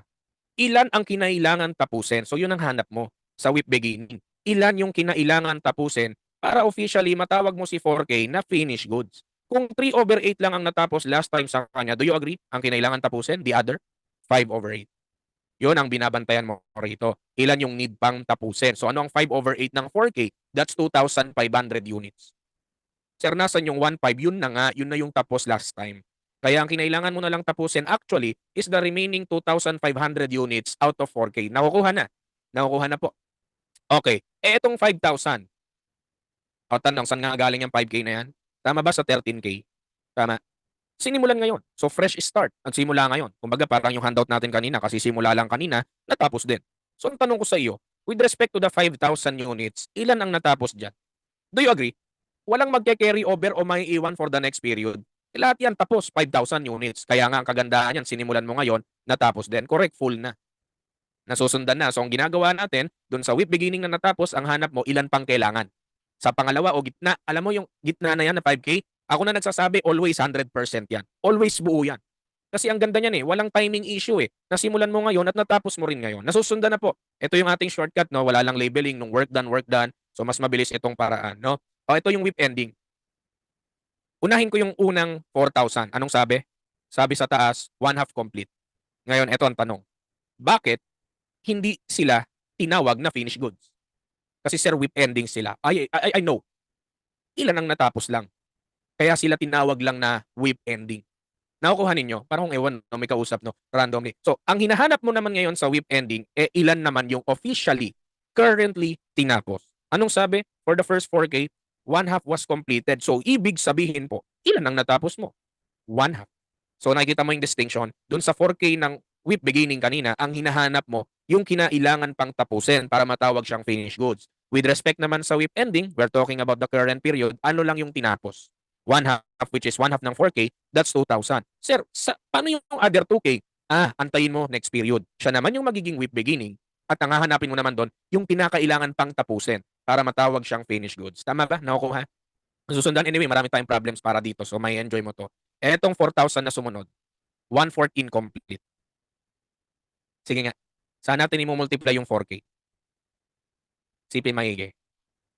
Magkaiba Kanina 1/2 complete, ngayon 1/4 incomplete. Saan natin i-multiply? 3/4 po, 3/4 po. Intindihin natin ang hinahanap natin sa WIP ending, ilan pa ang kailangan, ilan ang natapos. No? Ulit, sa WIP ending, ang hinahanap natin, ilan ang natapos. So itong pangalawang 4K, pinagtripan ka lang. Kasi, oo, 1/4, pero ang tinutukoy niya, incomplete. So, on the reverse manner, ilan ang natapos? Sagot, ang natapos, yung 3/4. Correct kayo. Sir, paano yung 1/4? Yun yung dahilan ba't siya hindi naging finished goods. Hindi pa tapos yung 1/4. And don't worry, next period, pag siya naman yung WIP beginning, yun naman yung need mong tapusin, the other 1/4. Nakukuha? Parang ganito yan guys. Itong APAR 16, handout natin ngayon. Nasimulan natin ngayon, pero sure ako hindi natin siya matatapos ngayon. So WIP ending siya. Ano lang matatapos natin ngayon? The 1/4. So the next period, yung other 3/4 yung tatapusin natin. Nakukuha po. Nakukuha. So ilan ang 3/4 ng 4K? That's 3,000. So 12,500 ang units na ina-account mo for 5 po. Nakukuha. Nakukuha na. Okay na ha? Okay tayo? Di bale, marami ka pang problem na may encounter ha? So mamamaster mo to. Now, sa weighted average, eto po. Tingin maigi pakinggan. Ang shortcut nito mas maganda. Sa weighted average, 9K ang natapos. Alam mo, pag weighted average, wala kang pake. Paano yung walang pake? Wala kang pake kung sa 9K na to, ilan ang galing sa WIP beginning, tsaka kasi simula lang. Hindi mo kailangan biyakin. Ilan ang natapos sa finished goods? 9K. O lalagay ko na 9K. Ang shortcut ng weighted average, alam mo, always 100% yung finished goods na yan na 9K. Hindi nyo na kailangan biyakin pa. Nakukuha. Nakukuha. But of course, however, for the WIP ending, kailangan mo intindihin ulit ilan ang natapos. Again, sa unang 4K, ilan ang natapos? 1/2, which is 2K. Pagdating naman po sa sumunod na 1/4, ang natapos 3/4, so 3K. Alam mo anong shortcut nun? Pwede mong kopyahin for the weighted average na WIP ending, yung naging analysis mo sa WIP ending ng FIFO. Because their main difference only is with respect to the treatment of beginning inventory. Bakit ulit? Kasi sa FIFO, binibiyak mo pa. Sa weighted average, hindi na. Basta lahat yun, sir, 9K, tapos yun. Wala na akong pakialam kung saan ba silang period galing. Sa Ice Age period ba? Diba? Sa 18 BC, diba? Kaklase ba niya si Enrile during that period? Wala na akong paki, basta tapos siya. Nakukuha? So yan po ang sagot natin sa item 1, Charlie, 12,500 and 14,000. Can you compute the difference of 12,500 and 14,000? Will you be getting 1,500? Tama ba? Ay, tama. 1.5, no? The difference of 5-point weighted average. Then next, can you compute dun sa taas yung 4K na natapos na galing sa WIP beginning? Can you get the 3/8? The 3/8. Yung 4,000 times 3/8. Did you get 1.5? Alam niyo kung bakit? Yung discrepancy ni 5-point weighted average, it's all about the treatment of beginning inventory. Sa weighted average, you account for it as a whole 4K. While sa FIFO, hindi mo na sinama yung 1.5 kasi na-account mo na siya as tapos last period. Nakukuha. So yun yung sinasabi natin na ang issue nila sa nilang dalawa, yung treatment ng beginning inventory. Did you see the shortcut? Binagalan ko lang konti pero pag ikaw na to, mabilis na to. Ano lang kinaiba? Wala nang labeling. Ang hahanapin mo sa WIP beginning na natapos, ilan ang kinailangan para tapusin. Sa WIP ending, ilan ang tinapos. Nakukuha po. Ilan ang tinapos pero hindi natapos. Alam niyo yun? Parang nag-start ka ng upper 16 ngayon, Sir Aldrin, pero hindi mo tinapos. So WIP ending tayo rito. Next meeting, Thursday, siya na ang WIP beginning na unang tatapusin. Malamang alangan namang mag-upper 17 agad ako. Nakukuha na ninyo. So doon ko na lang ni-relate para gets. Okay na po, na-picture na problem 1, item 1. Marami pa to. Mamamaster mo to. Naniniwala ako. Okay na tayo? Okay tayo? Can I now go with item 2? Game, let's read item 2. Ito na yung ayoko eh. Yung mga ganitong type ng problem, basahin mo, BART. Laglagay na akong T-account ha. BART adds materials at the end of the process. Yan ang issue ko sa process costing na topic. College pa lang ako, tinanong ko sa prof ko dati. Sir, bakit yung material sa dulo nilalagay? Sabi niya, bakit? Anong problema? Sir, kunyari, ikaw laborer ko. Pasasahurin kita ngayong araw, pero bukas pa pala ilalagay yung materials. Ano ipopokpok mo ngayon? Sabi niya, gusto mo ulo mo pokpokin ko? Sir, sorry na, joke lang. So, yun na, nagigets ninyo, medyo illogical nga naman kung titignan, hindi realistic. Pero, you take that problem as it is, wag mo nang awayan. Hindi naman magbabago yan eh. Hindi naman mare-revise as beginning yan pag inaway mo. So, sa dulo daw nilalagay yung ating material. So, ang ibig sabihin ng end of process, upon 100%. Ha? Okay, pag sinabing end of process, 100% yon, that's the end, di ba? 0%, that's the start. Lagi mo tandaan ha, ang dulo ay 100%. Ang simula ay 0%. Obvious naman. Okay. Ito daw yung units ng WIP beginning, started during the period, na complete, and then WIP ending. Una sa lahat teka, basahin ko muna yung mga message. So ano po kaya example ng mga ganung companies, yung send materials nilalagay? Actually, iniisip ko na rin yan matagal na eh. Parang ang hirap maka-encounter ng ganung companies na yung material sa dulo. Hindi sana di ka na lang nag-hire ng laborers. Anong pinopokpok nila doon, di ba? Ba't nagagalit ka, sir? Wala lang. Ang weird kasi nung ganung setup, di ba? Halimbawa, nagmamanufacture tayo ng ng pintura or let's say buhangin. Kailangan mo ng raw materials, sa dulo mo pa ilalagay. Di wag mo na papasukin yung mga laborers mo, sa dulo mo na lang sila papasukin. Alam niyo 'yon? Para tipid sa sahod, di ba? So, ito, end of process. So, tanggapin natin. Kunin na tanggapin ang given na ito. Okay? Parang dasal yun Sorry. Sorry po. Okay. Game. Ilatag mo lang. Wag mo muna isipin yung complete whatsoever. Gawa ka ng T-account, di ka na mawawala. WIP beginning, lista mo 3K sa kaliwa. Wala nang label na kasi hindi na bago sa paningin mo ang walang label, okay? Yung ginagawan po muna ng mold, tas yung materials sa dulo nilalagay. Salamat, Joanne, ha? At least nagme-make sense sa amin yung naiisip. Try nyo nga maghanap. Ako rin, maghanap ako mamaya. Balikan ko kayo sa Thursday. Ano yung mga companies na sa dulo? Pero problemahin pa ba natin to? Basta mo na nga yan. Basta end of process. And then, anong sinimulan? 25,000. Paki-total to agad. This is your units to be accounted for, ha? To be. Meaning, ibig sabihin, yan yung hahanapin mo. Saan kayo napunta? Na 28,000 units. At anong sabi ng problem?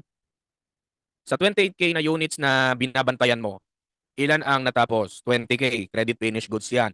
At ilan ang naiwan sa WIP ending? 8K. Guys, always yan equal yung kaliwa kanan ha. Okay tayo?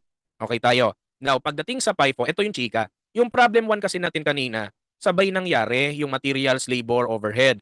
Now, in this case, na yung materials, for example, humiwalay sa conversion cost. Ganoon naman, si materials lang kalimitan yung humiwalay dyan eh. Ibig sabihin, kailangan mo mag-monitor ng dalawang separate na EUP or equivalent units of production. You have to monitor with respect to materials and with respect to conversion cost. Kasi iba yung time na nilalagay yung materials. It's either sa dulo, sa gitna, sa simula. Nakukuha. Nakukuha ba? Now, ano ulit yung PIPO? Binibiyak natin yung 20K na finished goods. Medyo chismosa ka kasi pag PIPO. Gusto mo pang malaman, sa 20K na finished goods, ilan ang galing sa WIP beginning? Siyempre, dahil FIPO to, sir, ang unang tinapos dyan, yung first 3K. Kung first 3K ang tinapos, bakit 20 ang natapos? Nasaan yung iba? Sir, yung 17K po, galing sa 25K, nakasisimula lang po ngayon. Mainit-init pa yan. Katatapos lang yan. 25K ang sinimulan, bakit 17 lang ang natapos? Sir, mahina po ang kalaban. Ako lang laborer nyo. Ako na nga accountant nyo. Ako pa manufacturer nyo eh. 8,000 hindi natapos. Nasusundan? Nakukuha nyo na ha? Ganun lang, strategy niyan. Diba? So, nahanap mo na. Pag weighted average, hindi mo kailangan biyakin to guys. Kasi wala kang ampake sa 20K. Basta ang alam mo tapos yan. 'Di ba? Pero pag pipe medyo medyo medyo i-scrutinize mo pa saan galing yung 20K. Oh, now, let's analyze. Ang materials po saan nilalagay? Sa dulo. Ang dulo, sabi ko ulit, ay dinadahan-dahan ko para medyo mas ma-absorb mo. Ang dulo ay 100%. I need to ask you this question. With respect to these 3,000 units that were completed today, kasi last year, last period di sila tapos, no? My question to you is, kailan kaya yan nalagyan ng materials lahat? Again, kailan nga nilalagay ang materials? Sa dulo at 100%. So my question is, with respect to these 3,000 units, kailan yung moment na binuhusan sila ng materials? Again, ang materials sa dulo nilalagay. Ang tanong, yung 3,000 units na ito, kailan ba to nakarating sa 100%? Na kung saan natanggap nila yung materials na dapat nilang ma-receive. Do you agree ngayon? Ngayon din mismo nila natanggap. Kaya naman ilan ang units natin para sa WIP beginning na 3K na natapos din with respect to materials? 3,000. Nakukuha. Parang ano yan eh, sabi ng tita mo na taga-Indonesia, umuwi ng Pilipinas. Sabi niya, mga pamangkin, punta kayo sa akin, bibigyan ko kayo ng pera ng Indonesia. Hindi ka pa nakakapunta sa tita mo as of the moment kasi nakikinig ka pa sa klase ko. Tanong, may na-receive ka na bang materials na good item na Indonesian na pera? Wala pa. Kailan mo marireceive yun? Pag nandun ka na sa bahay ng tita mo at mag-selfie kayo, dapat nakangiti. Nakukuha. Nakukuha, ganun yung rasyonale. Etong 17K, I need to ask this one with respect to the 17,000. Nasimulan to ngayon. Tama ba? Nasimulan to ngayon. And at the same time, natapos din. Very smooth. As in, sinimulan ngayon, naluto agad. 'Di ba? So, agree ka ba? Ngayon din yung moment mismo na kung saan nalagyan siya ng materials lahat. Alam mo, yun nga sabi ko eh. Yung gitna na yan, laging 100% yan kahit di ka na mag-isip. So, unti-unti kitang tinuturuan na wag nang mag-isip. Ha? Ano daw? So, abang dumadami yung problems na sinosolve natin, tipong ilalatag mo na lang, di ka na mag-iisip. So, yun. Lagi yan, 100%. Okay tayo. O, yung 8K. Ano nga si 8K? WIP ending. So, ibig sabihin, hindi siya natapos. Kung hindi siya natapos, do you think nakarating siya sa 100% completion? On which, that's the moment na nalalagyan sila ng materials lahat. Hindi ba't hindi? Kaya mo nga siya tinawag na WIP ending, ibig sabihin hindi pa siya tapos. So, sayang. Kasi kung tapos na siya, dun pa lang siya malalagyan ng materials. Kaya agree ka ba? For the WIP ending na 8K, with respect to materials, ilan ang nalagyan dyan? Do you agree? Wala pa. Sir, ba't wala pa? Kalma ka, next period, matatapos na siya, dun siya malalagyan ngayon. Nakukuha po. Nakukuha na. So, i-visualize mo siya. Okay? Oh, mind blown, 'di ba? Parang ano 'yan eh, parang 'yun nga, eh, parang kamukha nung sabi ko sa iyo, sabi ng tita mong taga-Indonesia, bibigyan ka raw niya ng pera lahat ng pamangkin niya. Eh, ikaw di ka pa makapunta ngayon, nakikinig ka pa ng klase. Tanong, nakarating ka na ba do'n sa finish line na mamimigay ng pera ng Indonesia? Hindi pa. WIP ending ka pa rin hanggang ngayon. Nakukuha ninyo. Kaya ang total materials natin for units ay 20,000. Nasusundan po. So, it's all about for the WIP beginning, ilan ang kailangan pa. Sa WIP ending, ilan yung natapos, all in all.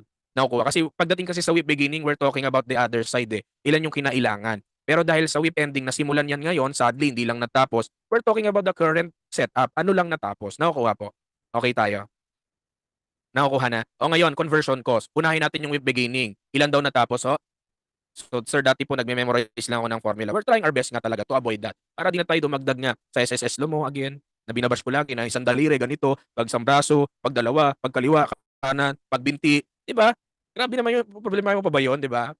Anyway, isang government employee, malamang iso-search lang yun, control F lang yun. But of course, for the board exam, you need to know that. Oh, conversion cost, ilan daw natapos sa WIP beginning? 60%. So, yun, iniiwasan natin hanggat maaari. Na parang ano lang, tipong hindi mo mare-recite, alam mo yon, hindi mo siya mare-recite, pero pag tinanong ka, masasagot mo siya kaagad kasi mahuhukay mo sa isipan mo. Yun yung sanang gusto natin. Para maalog-alog ka man dyan, bagok-bagok man, ay wag naman sana, no? Hindi mawawala yung inaral mo. Naalala ko yung board exam eh. Iniwasan nga namin maligo during that time, yung mga last weeks na. Sabi daw eh, pag naligo, mawawala yung inaral. Maligo kayo, huwag kayo maniwala doon. Ha? Naligo naman ako. Ha? Okay? Pumasa naman. So, maligo. Ha? Mahiya po tayo sa mga katabi natin, lalo na kapilido niyo yan. Mamaya kamag-anak nyo eh. Sir, is it always the case kapag ang materials ay iaan sa end, always yung completed units, yung 20K po? Yes, absolutely. Kasi lahat sila nalagyan lahat eh. So that's the safest assumption as well. Okay? 1 week pala sir, akala ko 1 month before. Maligo kayo, yun ang importante kayo naman. Nag-online nga kayo rito, di na kayo naliligo. Yun man isa, wag niyo naman paabutin hanggang CPA board exam. Maligo kasi syempre mga kaapelido niyo yun nandoon. Malay mo, malayong kamag-anak niyo pala yun. At least, pag na-meet ka, hindi ka mababash na, kamag-anak ko pala yun, ba't ganun? Diba? So, maligo ah. Mm. Yung iba pa, ginagawa, hindi nagpapagupit. Well, yun naman pinaniwala ko, hindi ako nagpagupit. May sabi daw 'pag ginupitan mo raw mawawala yung inaral mo, okey? 'Di ba? So, nagkita kayo sa reunion nung pinsan mo 'no, 'di ba? What a plot twist. Mm. Or puwedeng kaapelido mo siya tapos nagkataon sinundo siya ng parents mo, tapos nakita mo yung parents mo hindi kayo sinusundo. Aba, MMK 'no, 'di joke lang, kidding aside. Oh, dito na tayo sa conversion cost. Mhm. Ilang percent daw natapos sa with beginning last time? 60%. So ang tanong ko sa'yo, para matawag mo ultimately na finished goods yang 3K units, ilan pa yung kinailangan? Ilang needed pa? Ilan pa yung needed matapos? Of course, the other, yun medyo mabibilis ka na rito, the other 40%. The other 40% of 3K, so 40% ng 3,000, that's 1,200. So slowly, medyo maano mo na 'to 'no, tipong makita mo lang, okey 60% complete, I know that, the other 40 yung need, 'di ba? So slowly but surely. Etong gitna, 'di ba sabi ko nga sa'yo tinuturuan kita 'wag na mag-isip dito.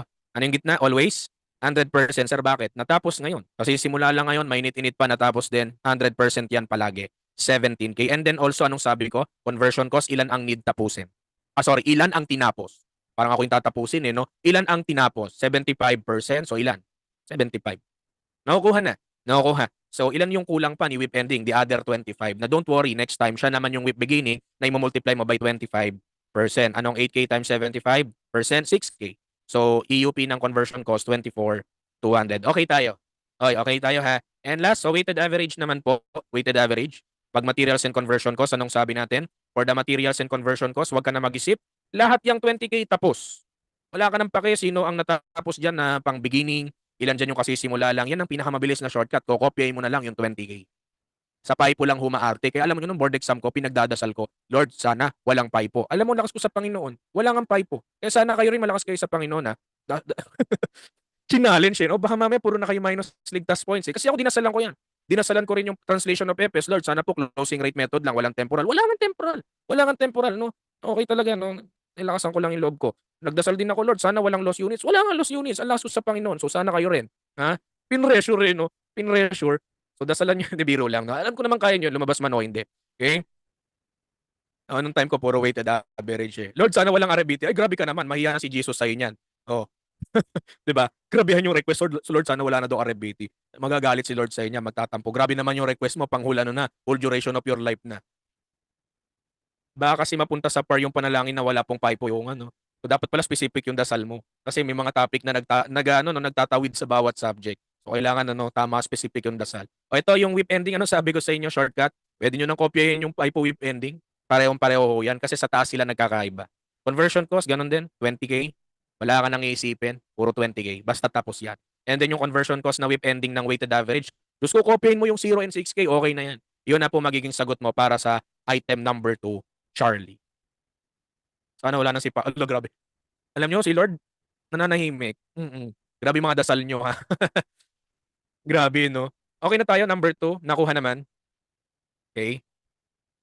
Na-overdraft na 'no. Grabe yung ligtas points mo 'no, nag-negative 5,000 kaka-request mo. Ligtas points, negative 1,999, oh, yan. I-write off mo na yan. Okey na tayo, napicturan na po. Tuloy pa natin, maiiksi naman 'tong mga 'to. Isa pa, item 3. Yung item 3 naman, ang kinaiba naman po ng item 3 habang pinipicturan mo yan, dalawa yung materials. So 'pag dalawa yung materials, wala kang poproblemahin. Eh di, dalawang materials ang imo-monitor mo, ganun lang. Okey tayo? Okey na? Napicturan na po. Andiyan ka pa ba? Okey ka pa? I hope okey ka pa. Marami-rami pa rin kayo, Item 3, basa. Wentworth makes fabricated covered hot boxes. The company began September with 500 boxes. So ang kinaiba nung item 3 hindi naka-table 'no. Wala lang, medyo pipitas-pitasin mo. 100% complete as to cardboard, 80% complete as to cloth, 60% as to conversion cost. During the month, 3 were started. On September 30, 350 boxes were in process. Alam mo, ganito style guys, huwag niyo munang isipin yung percentage. Gumawa ka muna agad ng T-account. Tapos ilatag mo yung beginning, nasimulan, natapos, whip ending. Tapos saka ngayon mag-isip, ilan ang natapos. Para na-set up mo na. Oh, unahin natin yung beginning, 500, tama? So ito pala advice. Dahil itong shortcut na ito, mabilis to, dahan-dahan. Baka mamali ka sa T-account, di mali lahat. So 500 ang beginning. Tapos, pinadali nga nito yung buhay mo, literal naman, di ba? So dahan-dahan, ha? 500 ang whip beginning. Ilan ang sinimulan? Hindi ko makita. Ayun, during the month, 3 were started. Tama ba? 3 So the units to be accounted for, 3 Now, ano binigay ng problem sa atin? 350 daw were in process at the end. Ito na. Possible po sa problem mga kaibigan na hindi ibibigay sa atin completely yung units na natapos tsaka hindi. Kamukha nito, ang binigay lang yung hindi natapos. Alam mo, wag kang kabahan. Anong sabi ko? Yung total ng kaliwa at kanan, pareho, edi tulak mo, 3/8 din dapat 'to. So ilan yung finished goods? Nakukuha na. Possible ho yun sa mga problems, may nawawala. So kung may mawala man, wag mag-alala, para papa, dahil dapat pareho naman yung ilalim. So ilan 'to, tama ba? 3,450. Okay na? 3,450. So dahil ang sabi ng problem item 3, FIFO lang daw yung method na gamitin. So FIFO lang tayo, wag mo nang gawin yung weighted average. And then dahil hiwalay yung cardboard sa cloth at sa conversion cost, tatlo yung imo-monitor mo. So bago natin alamin yung mga percentages, biyakin mo muna yung 3,450. Ilan ang unang tinapos diyan? Syempre hindi ikaw. So ikaw ang tatapos ng topic na to, hindi ikaw ang tatapusin. So anong unang tinapos? Yung 500. O ilan yung iba pa? 2,950. 2,950, saan galing yan 2,950, sir? Galing yan doon sa 3,3. Ba't 3,3 yung sinimulan, 2,950 lang natapos? Kalma ka lang, mahina ka laban. Hindi natapos yung other 350 na susundan. Of course, total ng 2,950 and 350, 3,3. Equivalent sa sinimulan. Nakukuha. O ngayon, pag-usapan na natin. Yung beginning, inventory, 100% complete daw as to cardboard. So mag-isip ka, para matawag siyang completed ngayon, yung 500 units na beginning, 100% complete na pala yan as to cardboard last time eh. Ilan pang need na cardboard niyan? Manginig ka pag nilagyan mo pa lalo, di ba nalagyan na lahat? So in other words, wala ka nang ilalagay, nalagyan na lahat eh. Nakukuha po, nakukuha, okay, nakukuha yun na. Oh, with respect naman sa nasimulan at natapos din na 2,950, anong sabi ko, wag ka na mag-isip, automatic, 2,950, laging 100% yung gitna na yan, sure na yan. Etong ending whip na 350, ilang percent daw as to cardboard? 100. So mag-isip, ilan ang tinapos? 100. Kaya naman, pag naging beginning siya next period, wala ka nang need tapusin sa kanya with respect to cardboard kasi ngayon lang pala nagawa na. Which follows the concept na, o nga no, yung beginning ngayon, hindi na nilagyan ng cardboard. O kasi dati nalagyan na pala yan 100%. So 3,3 with respect to cardboard. Nakuha na. O sa cloth, akit ka ulit sa 500 units. Ilang percent complete as to cloth daw yung 500 units? Tama ba ako nakikita? 80%? O so kung 80% ang natapos last time dyan, ilan pa yung kailangan? The other 20%. Ano ang 20% ng 500? 100. And then yung gitna, naku, wag ka na mag-isip. Matik yan, 2,950. Sinimulan ngayon at natapos din. Walang time issue, walang timing difference, walang period differences. Ngayon yan natapos lahat. And lastly, yung whip ending as to cloth, ilang percent daw natapos? Tama ba ako nakikita? 70%. Anong 70% ng 350? 245. So, EUP ng cloth, 3,295. Kung hindi mo namamalayan, alam mo, bumibilis na ako. Kung nasasabayan mo pa rin, ibig sabihin, nakukuha mo na talagang ginagawa natin. Unti-unti kitang binibuild up eh. O, conversion cost sa whip beginning, ilan ang natapos? 60%. So, ilan pa need tapusin sa whip beginning na yan? The other, 40%. Di ka na nahihirapan dyan. Alamin mo na lang, ilan ang need tapusin? 500 times 40%, 200. Yung gitna, ay nako, pangatlo na to, edi 2,950 pa rin. And then yung whip ending as to conversion cost, 55%. Ilan ang tinapos? 55. O tapos, may butal nga lang, pagbigyan mo na. So, number 3, alpha. Are we okay? Okay. So, that's item 3. Sige, picture. Matatapos natin tong production report, promise. Ikaw pa. Baka nga ma-introduce ko kahit isang problem ng problem 2 eh. Possible, no? Para makabawas lang, no? Pero let's see. Okay na tayo, item 3. So, ang kinaiba lang po ng shortcut natin na ito ay wala lang label, tapos kausapin lang sarili. So, this is another forbidden jutsu kasi nga, unti-unti kanya naalisan ng karapatan mag-isip. Kasi sinushoot mo na lang yung mga sagot eh. Pero that will help you, no? So, I'm very happy naman kasi like the last batch, nagamit nila to together with the shortcut ng hedging tsaka yung shortcut natin sa liquidation. So, at least it saves time. So, okay naman ako doon. Masaya-masaya ako para doon kasi na-serve yung purpose niya. And I hope sa inyo din. But of course, what we hope more is hindi siya lumabas. Pero of course, we don't know ano mangyayari, di ba? Basta ang importante, alam nyo i-solve. Okay na? O, item 4 nga tayo. Sige. Lagay ko ulit yung T account. Lagay ko na yung T account. Sige, basahin na nga lang natin. May pa-underline nga pala ako. So, yung company daw nagsimula ng December 250, yung ating beginning whip. Okay, tapos ayan yung percentage of completion. Ang strategy guys, para hindi malito-lito at ma-overwhelm, i-T account mo muna agad. Ilatag mo. During the month, yun ang hanapin mo agad. 5,000 containers were started. At month end, 1,700 were still in process. Nandyan yung mga percentages. O gawa ka muna T account. Saka mo isipin yung completion stage. Ilan ang beginning whip? Ayun, 250. Ilan ang sinimulan?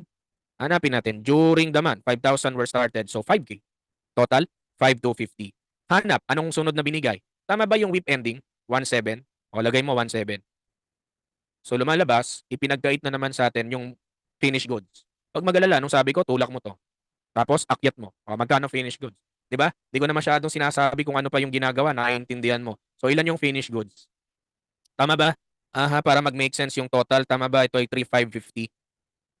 Tama. And then weighted average, materials and conversion. Oy, weighted average yung method. Baka naman mag-isip ka pa at biniyak mo pa yung 3,550. Ano ang sabi ko pag weighted average? You don't care anymore. Basta 3,550 tapos yan. Oy, wag ka nang bibiyak pag hindi naman typo yung method. Matik na yan, 3,550. Finish yan. Finish goods yan. Itong whip ending, ayun, medyo kailangan mong tignan. Ilan ang tinapos sa material sa whip ending? Tama ba? 45% last sentence.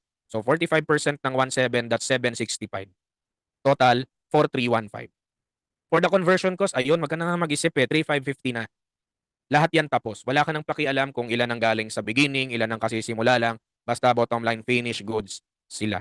And lastly, yung whip ending natin as to conversion cost, 80%, tama? O, times 80% ng 1,700. 1,360. O, tapos, number 4, alpha. Sana nakaka-capture natin. Okay naman and okay naman po kayo. So, that's number 4, alpha. Then, next item tayo, items 5 and 6, magkasama sa isang problem. Then, number 7, nakaiwalay. Then, number 8. Okay na tayo? Number 5 and 6. Basta, number 5 and 6. Ito, medyo ang kinaiba naman ng item 5 and 6, guys. Makinig ah.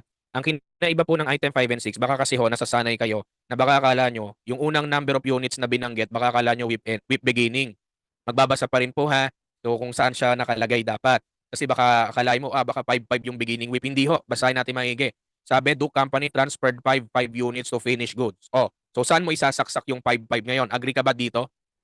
So yun ang isa pang binibuild up sa'yo ng item 5 and 6. Huwag kang masanay na kung ano yung unang units na binanggit, baka akalain mong beginning. Magbasa rin po kung ano siya. Ha? Ito. On September 1, 300 units on hand. So dito yan. Agree? 300. Ano pang huling binigay? On September 30, the company had 800 units. So yan yung whip ending. Tama ba? Can you total the kanan? So yung kaliwa naman yung nawawala. Ano? 5 plus 800. Tama ba? This is 6,3. Tama? 6,3. Ano ang gagawin natin dyan, sir? Tulak ka naman sa kaliwa. Lagi naman kasing equal yan. So ilan to? 6,3 din. So ilan yung sinimulan mo? Tama, 6K. Nakukuha na ha? So based on the given, masushoot mo pa rin naman kung anong hahanapin. Oy, okay ka pa ba? Checking lang. Okay, now, biyakin natin ha. Yung 5,500, saan galing yung mga yan? Siyempre, yung unang tinapos, the first 300. Saan galing yung iba? Sa 6K? Yung other 5,200? 6K ang sinimulan, bakit 5,200 lang po natapos? Ito yung whip ending, di natapos, 800. Ano tanong ng number 5? Ilan daw yung units? Uy, very specific ah. Ilan yung units? Hindi EUP yan tanong ah. Ilan daw yung units na nasimulan at natapos? So, nasan yun dito? Di ito, 5,2. Number 5 alpha. Yung number 6, very clear. Ilan ang sinimulan? Sagot sa number 6, delta, 6,000. O, di ba? That's number 5 and 6. Di na ako nag-iisip, sir. Ang galing. Alam mo, nakakatakot yan pag binasa mo ng walang context. Di na ako nag-iisip, sir. Ang galing. Parang kung iba makakabasa niyan, kakabahan eh. Hindi na siya nag-iisip pero natutuwa siya. Alam mo yun, di ba? But of course, tayo lang nagkakaintindihan yan. So numbers 5 and 6, alpha and delta. Pero happy to know, no? At least makabawas man lang sa pinoproblema yung topics. Item 7, ikaw nga mag-try nung item 7. Gawa ka na T-account, latag mo na agad. Habang nagpipicture yung iba. Kunyari, tapos ka na. So try mo nga item 7.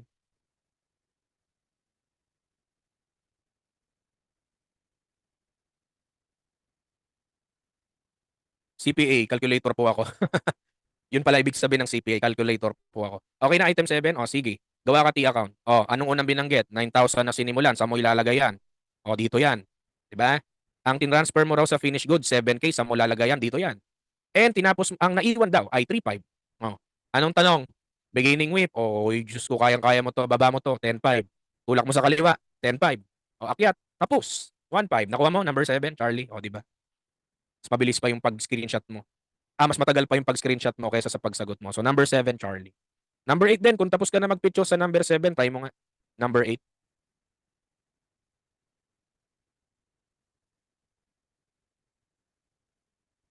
Okay na tayo, number 7, Charlie ha. Number 8.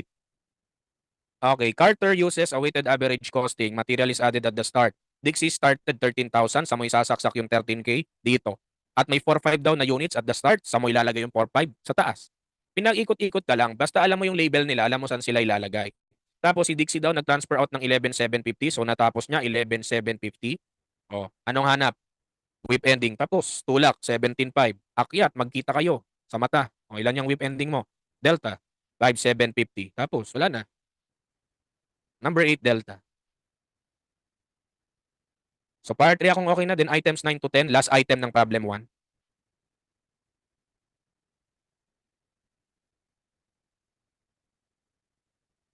I want your full attention for items 9 and 10. Medyo importante ito. Okay? So, okay na po, na-picturean na. Okay, let's go with numbers 9 and 10. Ito kwento ha. Yung number 9 using FIFO, ilan daw ang EUP? Number 10 using weighted average. Let's read the problem. The wiring department is the second stage of LEMS production cycle. So we are talking about here guys, the wiring department. So we are the accountant apparently of the wiring department which is the second stage. So ibig sabihin kung second stage tayo, malamang merong first stage. Opo, tama naman. On May 1, yung beginning inventory daw natin, 25,000 units. So mamaya muna basahin ilan ang completion yan ha. During May, 100,000 units were transferred in from the first stage. On May 31, ending WIP, 20,000 units. Material, yan na naman tayo sa ayokong uri ng materials added at the end. O, gawa ka uli ng T-account. Panorin muna ako ha. Ano ang beginning? Tama ba 25K? Tapos itong 100,000, ito po yung kakaiba rito. Unlike the previous items, itong 100,000 units, anong sabi? It was transferred in from the first stage. Or in other words guys, itong 100,000 units na to, na-receive mo to from the previous department. Kasi dun sa previous department, ito yung na-transfer out niya. Nagigets ninyo? Kung yun yung sinasabi ko na kung maraming departments within the WIP, yung mata-transfer out ni first department, hindi pa finished goods ang punta nun. Department number 2 under the same WIP. Nakukuha. So tayo na yung second stage. Yan yung natanggap natin na 100,000 units. So in other words, wala tayong pinroduce sa sarili nating sinapupunan. Nakukuha nyo bilang isang nanay, alam nyo yun, parang hindi ako I mean, di ba? Hindi ko yung nagluwal dun sa bata. Kumbaga galing sa ibang tao, tinanggap mo lang. Nakigets na ninyo ha? So total, ilan? 125. Okay, 125 ba? Now, out of which, ilan ang natapos? Hindi sinabi, ano? Pero ang binanggit lang yung ending. Tama ba? Ending 20K. O tulak, akyat. Nakuha, pareho. Tulak, 125. Tulak mo sa kanan, 125. And then sa taas, 105. FIFO. Ito po yung catch mga kaibigan. Kapag po ang units na sinimulan ngayong period, makinig ha, ito, importante ito. Kapag po yung units na sinimulan po ninyo during the period ay galing sa previous department, hindi kagaya ng mga sinolve natin kanina na ikaw ang nagpasimula. Ibig sabihin yan, ibig sabihin po nun galing siya sa previous department. So kumbaga, kailangan nating i-monitor po yung naging progress niya mula sa unang stage up to your moment. Yung stage mo mismo, nagigets ba yon? Nakukuha? So in other words, ano lang gusto ko i-point? Pag yung materials po na sinimulan natin ay transferred in from previous department, kailangan po nyong i-monitor din yon separately. Therefore, kailangan mo ng extra column for the transferred in units. Nakukuha? I-explain ko rin yung shortcut ng transferred in. Alam ko namang hindi bago sa pandinig nyo ang transferred in, pero i-explain ko rin kung anong concept niyan. Oh, now, yung 105, tama ba na hati between unang tinapos na 25 and then the other 80,000? Okay lang? Tama? And then tulak mo yung 20K, okay na tayo dito, di ba? Hindi na bago sa'yo. Siguro pag-usapan natin yung transferred in. Now listen po ha. Again, the FIFO is about the physical flow of units. So ang question ko sa'yo, unahin ko yung 25,000. Yan bang 25,000 na yan, natanggap mo from the previous department? Answer me. Yan bang 25K na unang tinapos, galing ba yan sa previous department? Anong sagot? At the current period, no sir. Bakit? Yung 25K po na yan, nasa WIP beginning natin yan, naghihintay lang ng moment niya. Hindi mo yan physically na-receive from the previous department. Agree? Nakukuha? Nakukuha kasi dati na yan, yan 25K mo na yan, ayun, WIP beginning mo siya. Need mo na lang talaga siyang matapos. So hindi siya kasama. Alam mo shortcut ng transferred in? Laging zero yung beginning pag FIFO. Kasi hindi mo naman yan physically na-receive. Matik yan, laging zero yan. Kasi hindi mo naman yan na-receive physically from the previous department eh. It's already been in your possession. Naghihintay lang na matapos. Nakukuha? Etong 80. Saan nga galing tong 80? Sa 100K na sinimulan ngayong period. Tama ba? Di ba itong 100K galing sa previous stage? Kaya naman, 100% tong 80,000. Ganun ang tanungan dyan. Galing ba yan sa previous department? Opo, o di 80K. Lalo naman tong 20K. Galing talaga to sa previous department. Ano total? 100. Sir, nagkataon ba yan na yung total ng transferred in ko 100 equal dun sa na-receive? Hindi po. Talagang absolute yan. Laging pareho yan. Kasi physical flow ang tinutukoy rito. Among the units, yung 80 and 20, yan ho talaga ay natanggap ninyo from the previous department. While yung 25K, hindi mo naman yan na-receive from previous department. Naghihintay lang yan dyan sa T-account mo na matapos mo siya finally. Yun na. Kung nag-guess mo yun, tapos ang EUP sa'yo. Yun lang naman yung dagdag nito, yung may transferred in na column. Now for the materials guys, alam ko hindi na bago sa ito, sa dulo daw nilalagay. So yung 25K, ngayon lang yan nalagyan lahat ng materials. Yung gitna, sabi ko nga, huwag ka na mag-isip. 80 yan. Etong ending WIP, 80% complete as to conversion cost. Unfortunately, dahil ang materials sa dulo nilalagay. What to expect? Sa dulo pa pala eh. Di wala pa siyang natatanggap. Nakukuha po. Nakukuha. So materials, 105. Nakukuha yung WIP beginning na 25K, natapos yan ngayon, at ngayon yan nalagyan ng materials lahat. Yung WIP ending, Di pa tapos eh. Eh sayang, sa dulo sana lalagyan yan, so wala pa. Then conversion cost, yung beginning WIP na 25,000, 60% complete. So ilan pang need tapusin? The other 40% ng 25K, which is the 10,000 units. Yun na lang yung need palang tapusin with respect to the conversion cost. And then yung gitna, ay, huwag ka na mag-isip. 80 rin yan. Pangatlo na yan. Laging tapos yan. And also for the conversion cost of WIP ending, ilang percent? Nasaan yun? Tama ba ako? 80? Ilan ang tinapos? 80%, which is 16,106 for the FIFO. So number 9, na-compute na natin. Okay pa? Okay pa tayo? Okay pa tayo ha? Now, for the weighted average, transferred in materials conversion cost, eto po, tingin dito lahat ha. Again, for the weighted average method, you don't care anymore. Wala ka nang pakialam saan dyan galing ba yan, saan bang lupalop galing, basta tapos. Yun ang kakaiba sa weighted average. Basta tapos. Tapos ang shortcut mo, kopyahin mo yung ending WIP analysis mo sa FIFO, may sagot ka na sa weighted average. Lahat to puro 105. Tapos kokopyahin mo lang yung WIP ending na 20, 0, and 16. Nakukuha. Oy, nakukuha. Ano na-observe mo? Yung EUP ng transferred in, anong total? 125. Yes, kung kanina sa FIFO, ang total ay 100K na saktong equal sa 100, pagdating sa weighted average, lagi naman po yan, yung total ng EUP ng transferred in, laging equal yan sa kaliwang total ng T account mo. Kasi nga wala ka ng distinction eh, kung ilan ang galing sa beginning, ilan ang na-receive mo from previous department, basta ang importante sa'yo, tapos yan. Nakukuha. Parang ano yun eh, nag-aaral ka, nagre-review ka ng backlog mo, wala akong pakialam basta tapos ko. Parang ganon, yung weighted average. Hindi mo na iniintindi kung bawa, ang backlog mo inaabol mo upper 15, tsaka 16.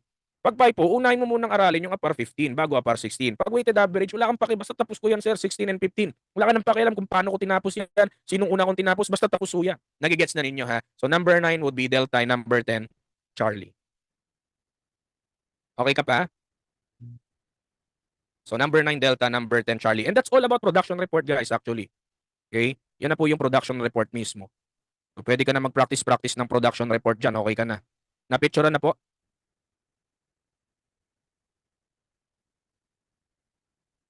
Yes, equal po yung transfer din sa physical flow. 100 na receive mo, matik yun, 100 din dapat ma-monitor mo. Kabahan ka pag sumobra o kumulang. Na-receive mo lang 100, biglang kunyari 105 tulo. Saan galing yung iba? So yun dapat laging equal. Pag weighted average, wala ka nang pakialam sa first line eh. Laging 105 yan eh kung ilan yung finished goods. Okay na tayo? So that summarizes the answers for problem number 1.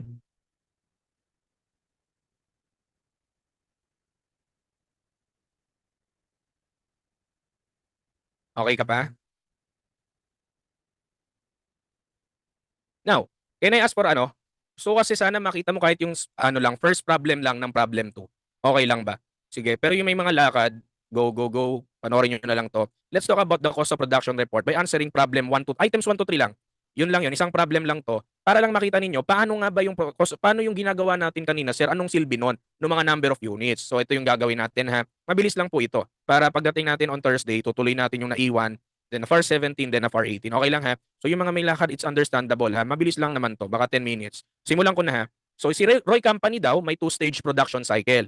Materials, ayun buti naman guys. First time mo, materials are added at the beginning. Ay, awa ng Diyos, napagbigyan tayo, lahat sa simula nilalagay. So yun naman yung logical. Conversion cost, 50% complete for the beginning and 75% complete para sa WIP ending na 8,000 units.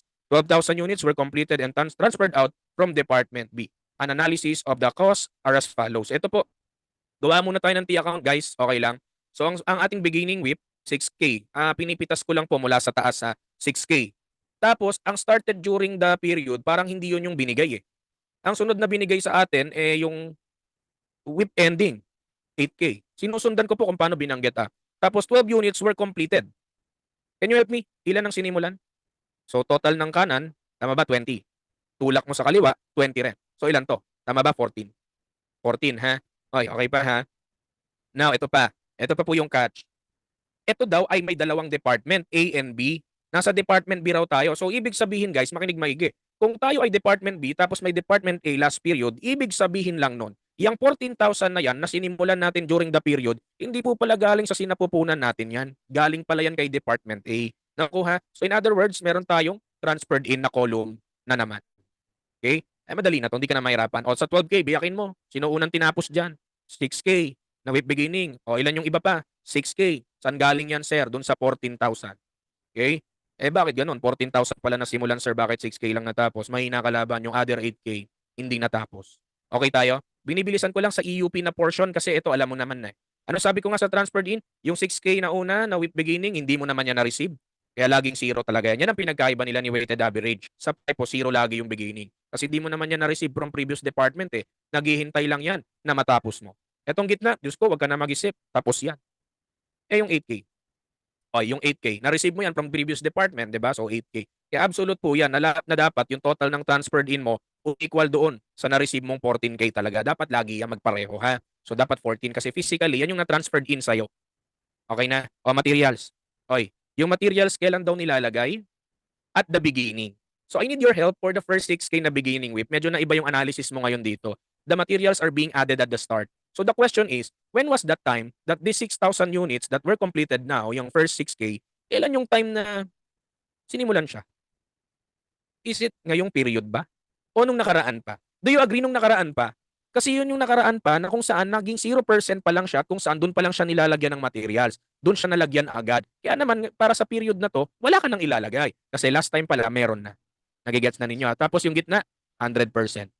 For the ending whip, eto guys, yung ending whip na 8K, sinimulan. Sinimulan ano? Natapos? Hindi po.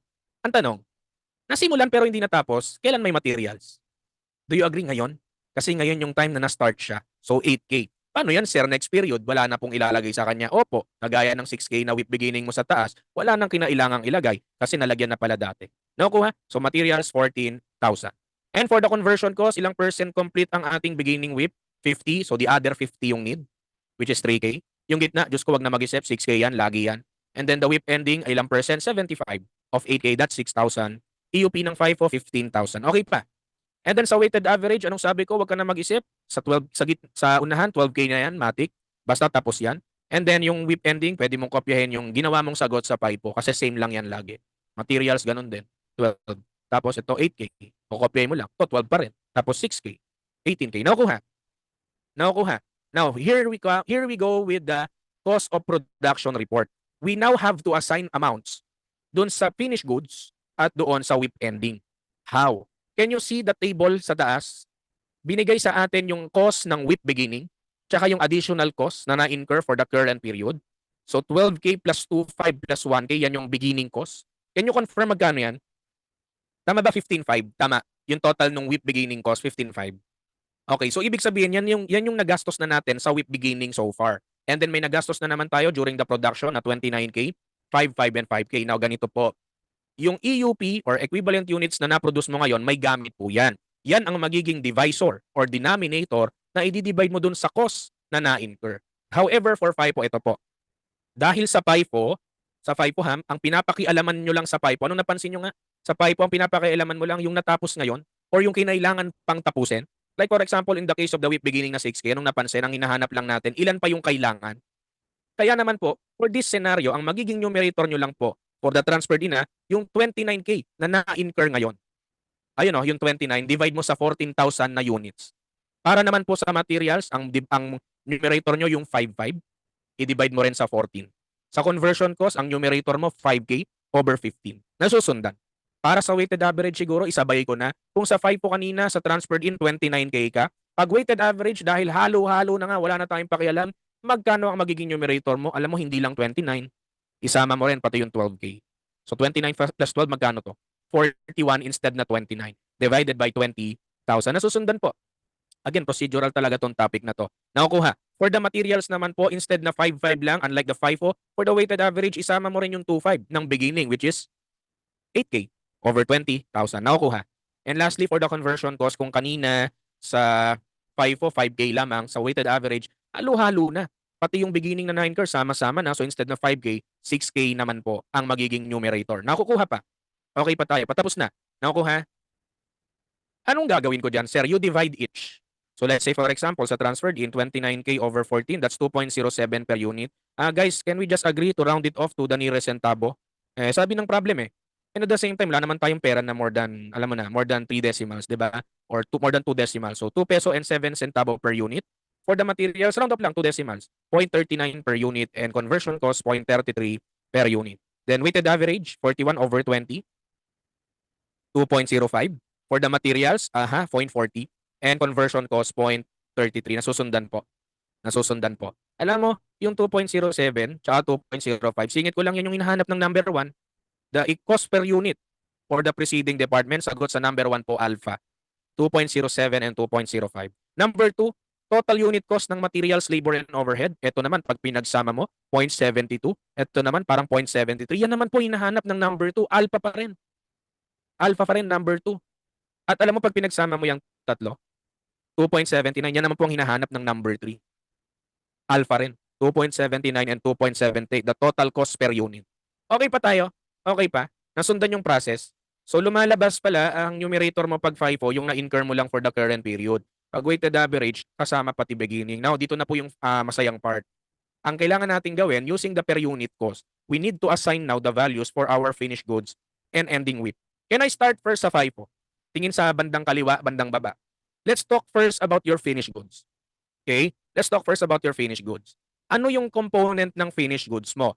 Una po, yung tinatawag nating beginning inventory WIP na natapos finally. Sino yon? Alam mo anong mga nagastos mo para doon? Yung beginning cost na 15.5. Kinolor green ko po para kung mawala ka man, alam mo saan galing yung 15.5. Ayun, yung nakabox na color green.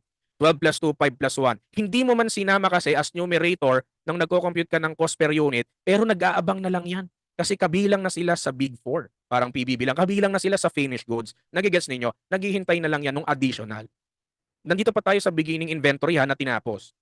Okay? Ngayon, ang tanong, officially, para matawag na tapos yung beginning inventory, ilan pa yung kinailangan? Alam mo saan ka titingin? Dito, oh. Yan.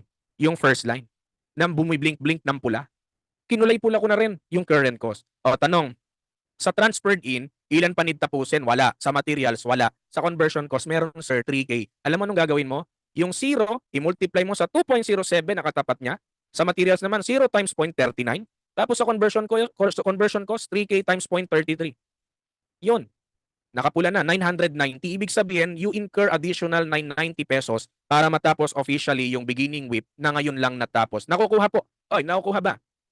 No. Alam mo, kahit hindi mo na nga i-compute yung 0 times 2.07, tsaka 0 times 0.39, 0 naman, di ba? Nakukuha. Now, sino pa po yung part ng finished goods dito, guys? Actually, yung second line.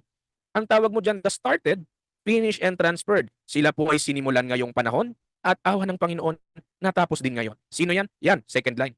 Kulay blue naman.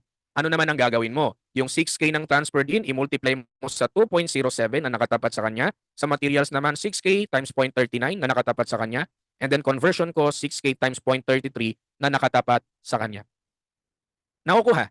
So second line naman, ayan, naka-blue na para di ka mawala kung saan galing, may color coding yan. Ang tanong, sir, parang ang hassle nung ginawa mo. Oo, alam ko. Kasi alternatively, bakit hindi na lang 6K times the total unit cost na 2.79? Anyway, pareho namang 6K yung multiplier. Tama ba? Ay, tama no, pwede naman no. Pwedeng sa 2.79 mo na i-multiply kasi anyway, yung 2.79, that's the total of 2.07, 0.39, and 0.33. And having the same 6K, ganun din ang kalalabasan. Alam mo, i-total mo ang 15.5, 990, and 16,740. Yan ang total finished goods mo. The first two lines. Nakukuha na. So yan ang journal entry mo actually. You debit finished goods 33,230, credit WIP 33,230. Nakukuha? Ay, nakukuha ba? So yan yung papasok sa finished goods. Sir, paano pag tinanong po ako ng customer, magkano per unit cost ko? Di ganito, kung 33,230 yung total cost ng units mo, ilang units ba pinroduce mo? Without any concern sa ilan ang kailangan tapusin, nandun na tayo sa punto na finished goods na siya. So ilan ang units na equivalent ng 33,230? 12K. So 2.77 per unit, yan ang cost per unit mo. Nakukuha? Siyempre, tinatanong ka na ng customer magkano ba yan, Mare? 33,230? Ilang units yan? 12K na finished units yan. O di 2.77 per unit. Nakukuha po. Nakukuha. Okay? What about the WIP ending, sir? Ilan yung naiwan sa WIP ending? Alam mo, yung naiwan naman sa WIP ending, masasagot naman po ng color orange ng third line. So yung formula shortcut natin, may gamit bawat line item. Yung first two lines ay para sa ating finished goods, and then the third line is actually for our WIP ending. Alam mo, ito, hindi mo masya-shortcut yung WIP ending. Kasi iba-iba ng multiplier. For the transferred in, 8K times 2.07, plus 8K times 0.39 para sa materials, plus 6K times 0.33 para sa conversion cost. So yan naman po yung WIP ending natin kung curious ka lang. Nasusundan. Patapos na tayo, nasusundan po. By the way, yan yung sagot sa number 4. The cost per unit is 2.77454. Can you help me? Magkano yung total nitong 33,230 tsaka 21,660? Tama ba ako? This is 54,890. Tama, no? Ang tawag mo dyan sa 54,890 is actually the cost accounted for. Cost accounted for, meaning saan napunta yung ginastos natin. So we are able to conclude 33,230 of which napunta po sa finished goods and the other 21,660 na iwan sa WIP ending. Now, yung nakabox na color green sa taas, mabilisan nga lang po pakikalculate magkano total. Dapat 54,890 rin yan. Sige nga, 12K plus 29 plus 25 plus 5K plus 1K plus 5K. Magkano total?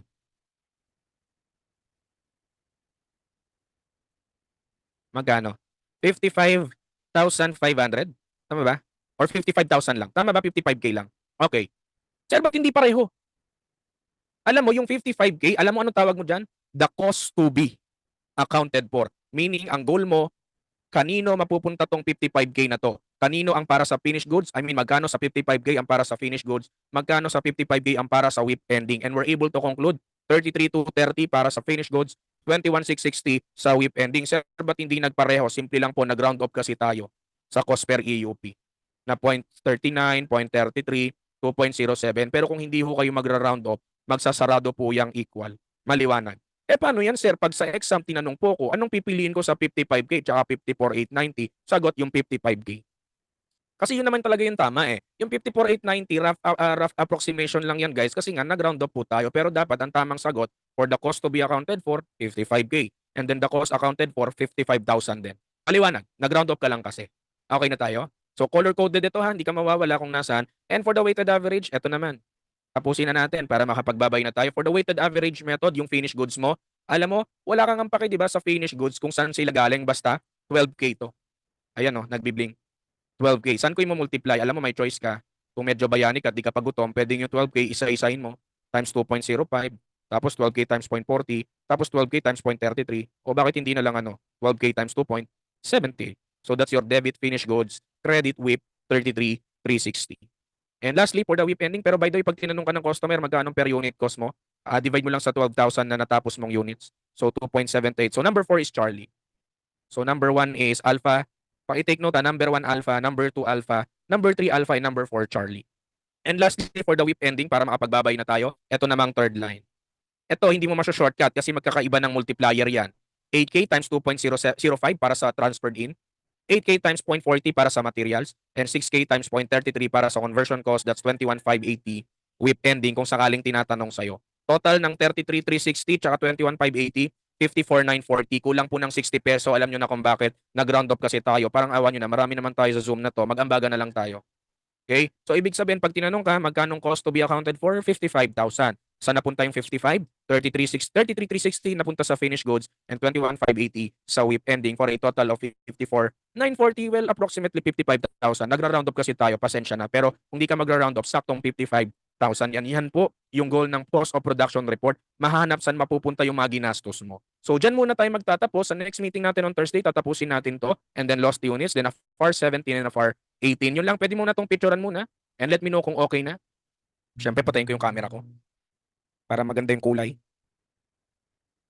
And pa-heart react kung okay na. And of course, sa mga napag-picture na, you may now feel free to leave the Zoom. Dito na muna po tayo magwawakas and sa ating pagbabalik of FAR 16, continuation, 17, and 18. Sana po marami kayong natutunan for the day and enjoy the rest of the week and kumain ng marami ha, huwag magpapagutom. Yun lang. Happy lunch po sa inyong lahat hanggang sa susunod na kabanata, mga bata, at sana marami pa tayong matutunan sa mga matitirang araw. Last 2 meetings po ng FAR, hindi mo namamalayan. Yun lang. Happy lunch. God bless us all. Bye!